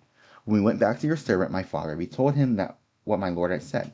Then our father said, "Go back and buy a little more food." And when we said, "We cannot go down, only if our youngest brother is with us, we will go. We cannot see the man's face unless our youngest brother is with us." Your servant, my father, said to us, "You know that my wife bore me 2 sons. One of them went away from me, and I said, 'He has surely been torn to pieces, and I have not seen him since.' If you take this one from me, and harm comes to him, you will bring my gray head down to the grave in misery. So now, if the boy is not with us when we go back to your servant my father, and my father, whose life is closely bound with the boy's life, sees that the boy isn't there, he will die. Your servants will bring the gray head of our father down to the grave in sorrow." Your servant guaranteed the boy's safety to my father, I said. "If I do not bring him back to you, I will bear the blame before you, my father, all my life. Now then, please let your servant remain here as my slave in place of the boy, and let the boy return with his brothers. How can I go back to my father if the boy is not with me? No, do not let me see the misery that would come on my father." Then Joseph could no longer control himself before all his sins, and he cried out, "Have everyone leave my presence." So there was no one with Joseph when he made himself known to his brothers. And he wept so loudly that the Egyptians heard him, and Pharaoh's household heard about it. Joseph said to his brothers, "I am Joseph. Is my father still living?" But his brothers were not able to answer him because they were terrified at his presence. Then Joseph said to his brothers, "Come close to me." When they had done so, he said, I am your brother Joseph, the one you sold into Egypt. And now do not be distressed, and do not be angry at yourselves for selling me here, because it was to save lives that God sent me ahead of you. For 2 years now there has been a famine in the land, and the next 5 years there will be no plowing and reaping. But God sent me ahead of you to preserve for you a remnant on the earth and to save your lives by great deliverance. So then it was not you who had sent me here, but God. He had made me father to Pharaoh, lord of his entire household, and ruler of all of Egypt. Now hurry back to my father and say to him, This is what your son Joseph said. God has made me lord of all Egypt. Come down to me, don't delay. You shall live in the region of Goshen and be near me, you and your children and your grandchildren, your flocks and your herds and all you have. I will provide for you there, because 5 years of famine are still to come. Otherwise, you and your household and all who belong to you will become destitute. You can see for yourselves, and so can my brother Benjamin, that it is really I who am speaking to you. Tell my father about all the honor according to me in Egypt, and about everything you have seen, and bring my father down here quickly. Then he threw his arms around my brother Benjamin and wept. And Benjamin embraced him weeping. And he kissed all his brothers and wept all over them.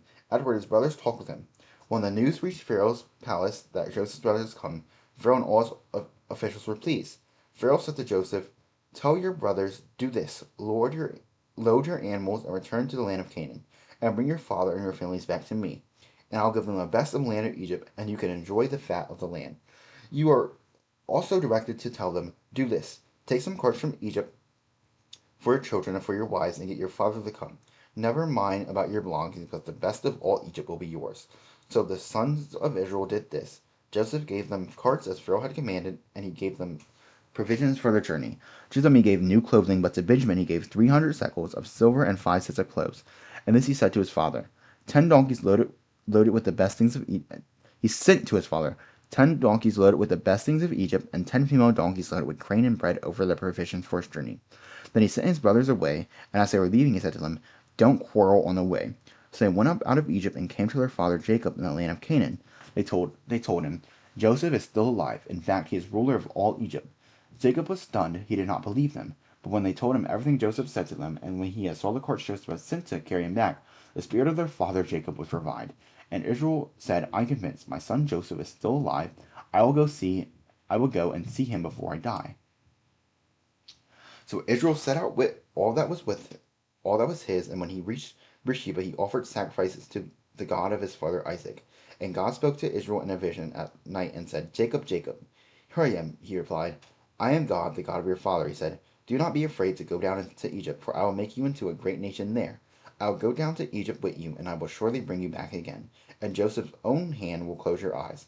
Then Jacob left Beersheba, and Israel's sons took their father and their children and their wives, and the carts that Pharaoh had sent to transport him. So Jacob and all his offspring went to Egypt, taking with them the livestock and the possessions that they had acquired in Canaan.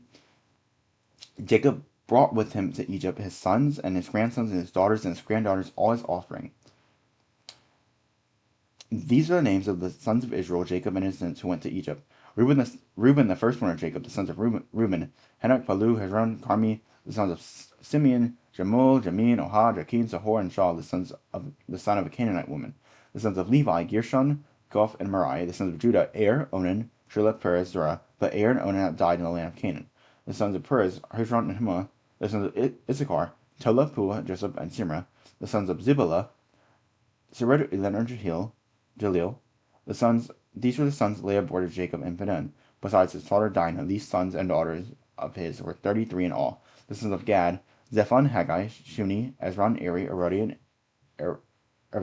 Erli. The sons of Asher, Imnah, Ishva, Ishvi, Beriah, their sister Sarah. The sons of Beriah, Heber, Machil. These were their children born to Jacob by Zilpah, whom Laban had given to his daughter Laban, 16 in all. The sons of Jacob's wife Rachel was Joseph and Benjamin in Egypt. Manasseh and Ephraim were born to Joseph by Osah, daughters of Potiphera, priest of On. The sons of Benjamin, Bela, Becher, Ashbel, Gera, Naaman, Rosh, Hupim, and Ard. These are the sons of Rachel who were born to Jacob, 14 in all. The sons of Dan, Hushim, the sons of Naphtali, Jazil, Guni, Jezer, and Shilem. These are the sons born to Jacob by Bilhah, whom Laban had given to his daughter Rachel, 7 in all. All those who went to Egypt with Jacob, those who were his direct descendants, not counting his sons' wives, numbered 66 persons.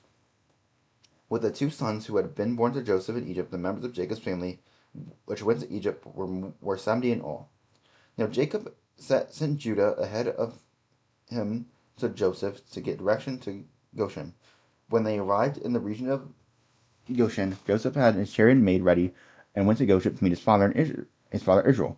As soon as Joseph appeared before him, he threw his arms around his father and wept for a long time. Israel said to Joseph, "Now I am ready to die, since I have seen for myself that you are still alive." Then Joseph said to his brothers and to his father's household, "I will go up and speak to Pharaoh, and will say to him, 'My brothers and my father's household who are living in the land of Canaan have come to me. The men are shepherds, they tend livestock, and they have brought along their flocks and herds and everything they own. When Pharaoh calls you in and asks, 'What is your occupation?' you should answer, 'Your servants have tended livestock from our boyhood on, just as our fathers did.' Then you will be allowed to settle in the region of Goshen, for all shepherds are detestable to the Egyptians." Joseph went and told Pharaoh, "My father and my brothers, and with their flocks and herds and everything they own, have come from the land of Canaan and are now in Goshen." He chose 5 of his brothers and presented them before Pharaoh. Pharaoh asked the brothers, "What is your occupation?"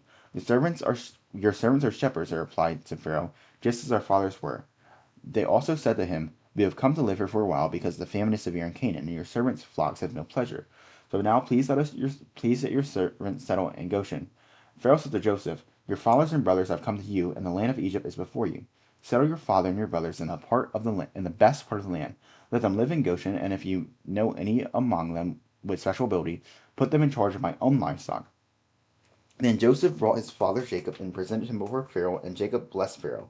Pharaoh asked him, "How old are you?" And Jacob said to Pharaoh, "The years of my life, of my pilgrimage, are 130. My years have been few and difficult, and they do not equal the years of the pilgrimage of my fathers." Then Jacob blessed Pharaoh and went out from his presence.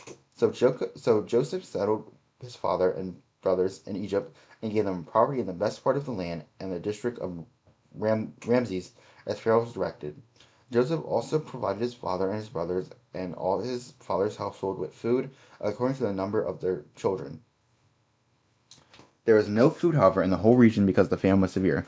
Both Egypt and Canaan wasted away because of famine. Joseph collected all the money that was to be found in Egypt and Canaan in payment for the grain they were buying, and he brought it to Pharaoh's palace. When the money of the people of Egypt and Canaan was gone, all Egypt came to Joseph and said, "Give us food. Why should we die before your eyes? Our money is all gone." "Then bring your livestock," said Joseph. "I will sell you food in exchange for your livestock, since your money is gone." So they brought their livestock to Joseph, and he gave them food in exchange for their horses, their sheep and goats, their cattle and donkeys, and he brought them through that year with food in exchange for all their livestock. When that year was older, they came to him the following year and said, "We cannot hide from our Lord the fact that since our money is gone and our livestock belongs to you, there is nothing left for our Lord except our bodies and our land. Why should we perish before your eyes? We and our land as well. Buy us and our land in exchange for food, and we with our land will be in bondage to Pharaoh. Give us seed so that we may live and not die, and that the land may not become desolate." So Joseph bought all the land in Egypt for Pharaoh. The Egyptians, one and all, sold their fields because the famine was too severe for them. The land became Pharaoh's, and Joseph reduced the people to servitude. From one end of Egypt to the other, however, he did not buy the land of priests, because they received a regular allotment from Pharaoh and had food enough from the allotment Pharaoh gave them. This is why they did not sell their land. Joseph said to the people, "Now that I have brought you in your land today for Pharaoh, here is the seed for you, so that I can plant the ground. But when the crops come in, give a fifth of it to Pharaoh. The other 4/5 you may keep as seed for the fields and as food for yourselves and your households and your children. You have saved our lives," they said. "When we find favor in the eyes of our Lord, in the eyes of our Lord, we will be in bondage to Pharaoh." So Joseph established it as law concerning land in Egypt, still in force today, that a fifth of the produce belongs to Pharaoh. It was only the land of the priests that did not become Pharaoh's. Now the Israelites settled in Egypt, in the region of Goshen. There they acquired property there, and were fruitful and increased greatly in number. Jacob lived in Egypt 17 years, and the years of his life were 147. When the time drew near for Israel to die, he called for his son Joseph and said to him, "If I have found favor in your eyes, put your hand under my thigh, and promise that you will show me kindness and faithfulness." Do not bury me in Egypt, but when I rest with my fathers, carry me out of Egypt and bury me where they are buried. I will do as you say, he said. Swear to me, he said. Then Joseph swore to him, and Israel worshipped as he leaned on top of his staff. Sometime later, Joseph was told, "Your father is ill." So he took his two sons, Manasseh and Ephraim, along with him. When Jacob was told, "Your son Joseph has come to you," Israel rallied his strength and sat up on the bed. Jacob said to Joseph, "God Almighty appeared to me at Luz in the land of Canaan, and there he blessed me and said to me, I'm going to make you fruitful and increase your numbers. I'll make you a community of people, and I will give this land as an everlasting possession to your descendants after you.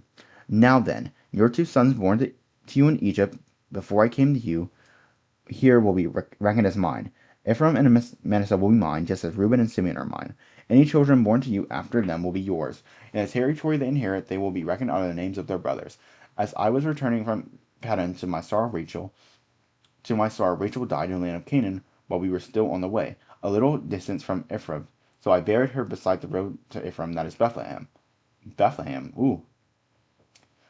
When Israel saw the sons of Joseph, he asked, Who are these? They are the sons God has given me here, Joseph said to his father. And Israel said, Bring them to me, so I may bless them. Now Israel's eyes were falling because of his old age, so he could hardly see. So Joseph brought his sons close to him, and his father kissed them and embraced them.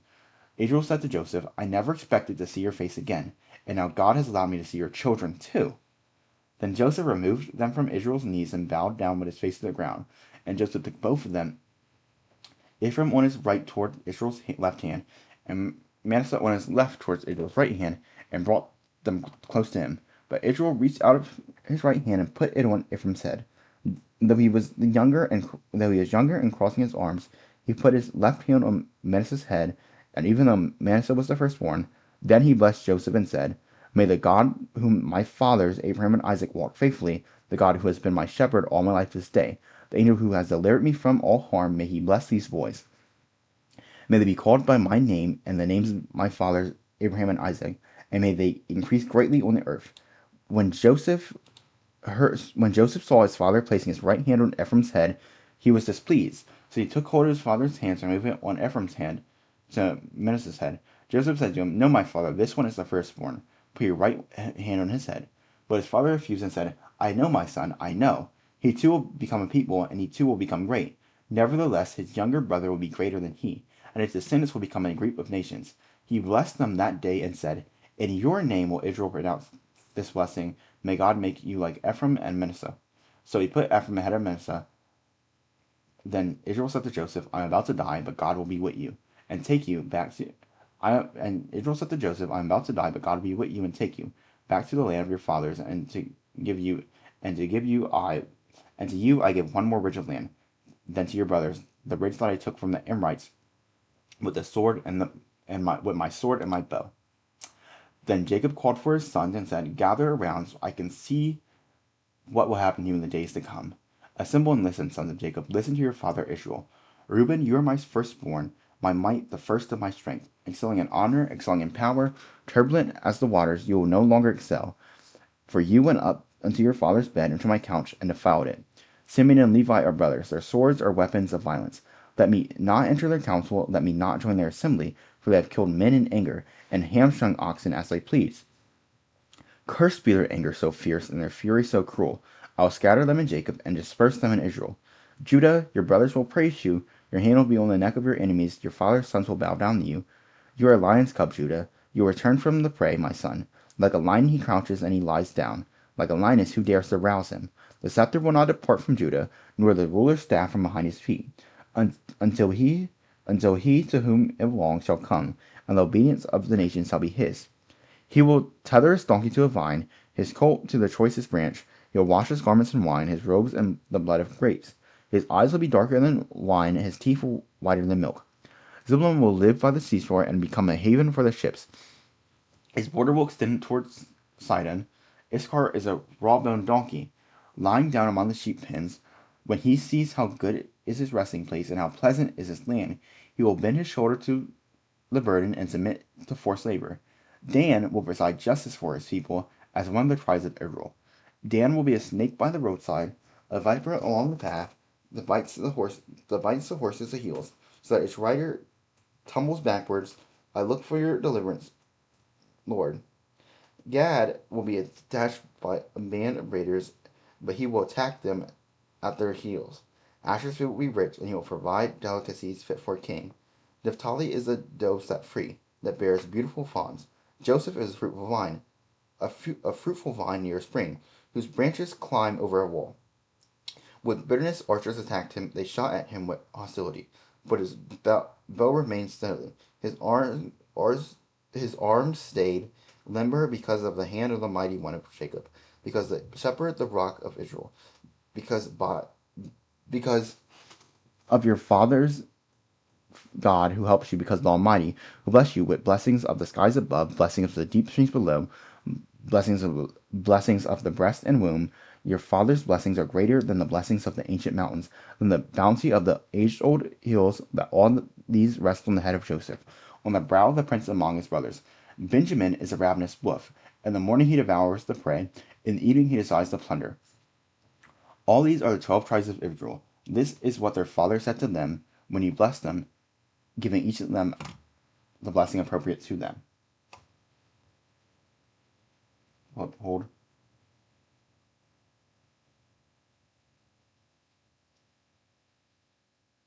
Yeah, I didn't know. Then he gave them these instructions: I am about to be gathered by my people. Bury me with my fathers in the cave in the field of Ephron the Hittite, the cave in the field of Machpelah near Mamre in Canaan, which Abraham bought along with the field as a burial place for Ephron from Ephron the Hittite. There Abram and his wife Sarah were buried. There Isaac and his wife Rebekah were buried. There I buried Leah, the field and the cave in it which were brought from the Hittites. When Jacob was finished giving instructions to his sons, he drew his feet up into his bed, breathed his last, and was gathered to his people. Joseph threw himself on his father and wept over him and kissed him. Then Joseph directed the physicians and his servants to embalm his father Israel. So the physicians embalmed him, taking a full 40 days, for that was the time required for embalming. And the Egyptians mourned for him 70 days. When the days of the mourning had passed, Joseph said to Pharaoh's court, If I have found favor in your eyes, speak to Pharaoh for me. Tell him, My father made me swear on an oath and said, I am about to die. Bury me in the tomb I dug for myself in the land of Canaan. Now let me go up and bury my father, that I will return. Pharaoh said, Go up and bury your father, as he made you swear to do. So Joseph went up to bury his father, and all Pharaoh's officials accompanied him, the dignitaries of his court, and all the dignitaries of Egypt, besides all the members of Joseph's household and his brothers and those belonging to his father's household. Only their children, their flocks, and herds were left in Goshen. Chariots and horsemen also went up with them. It was a very large company. When they reached the threshing floor of Atad, near the Jordan, they lamented loudly and bitterly. And there Joseph observed a 7-day period of mourning for his father. When the Canaanites who lived there saw the mourning at the threshing floor of Atad, they said, The Egyptians are holding a solemn ceremony for mourning. This is why that place near the Jordan is called Abel Mizraim. So Jacob's sons did as he commanded them. They carried him to the land of Canaan and buried him in the cave in the field of Machpelah near Mamre, which Abram had brought along with the field as a burial place from Ephron the Hittite. After burying his father, Joseph returned to Egypt together with his brothers and all the others who had gone with him to bury his father. When Joseph's brothers saw that their father was dead, they said, What if Joseph holds a grudge against us and pays us back for all the wrong we did to him? So they sent word to Joseph, saying, Your father left these instructions before he died. This is what you are to say to Joseph. I ask you to forgive your brothers the sins and the wrongs they committed in treating you so badly. Now please forgive the sins of the servants of the God of your father. When the message came to him, Joseph wept. His brothers came and threw themselves down before him. We are your slaves, they said. But Joseph said to them, Don't be afraid. Am I in the place of God? You intended to harm me, but God intended it for good, to accomplish what is now being done, the saving of many lives. So then, don't be afraid. I'll provide for you and your children. And he reassured them and spoke kindly to them. Joseph stayed in Egypt along with his father's family. He lived 110 years and saw the third generation of Ephraim's children. Also the children of Machir, the son of Manasseh, were placed at the birth on Joseph's knees. Then Joseph said to his brothers, I am about to die, but God will surely come to your aid and take you out of this land to the land he promised on oath to Abraham, Isaac, and Jacob.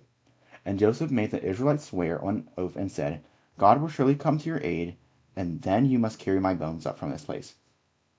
So Joseph died at the age of 110, and after they embalmed him, he was placed in a coffin in Egypt. And that right there was reading the book of Joseph. Not Joseph, that last bit was the story of Joseph. But I was reading the book of Genesis. And this is just, hang on my chair. Okay, I think we're good. This is like the first of like the whole Bible that we're gonna like go through. We're gonna go from like the Bible from cover to cover, doing like a different book every week. This week we're doing two, where today was Genesis, then on Friday we'll be live and it will be Exodus. Which if you're watching this on YouTube, or you're just lying down listening to it on YouTube, and you might want to hear me read live, or in even future point, just we'll legit be talking about topics and not necessarily reading. Like we'll talk about like God's love for us, and we'll talk about a variety of different things, which I've been writing in a notebook, as it comes in like my thing, that just want to stay and talk and grow together, and converse together and build our faith together. Because what we're trying to do is like build a community focused on God. So if you're watching on YouTube, you can tune in on Fridays most days around like 5:36 p.m. EST for reading or like some other like group discussion. But you can do that at twitch.tv/Diracnid, which I'll put it on the screen right here. And I'll catch you all later when it comes to this.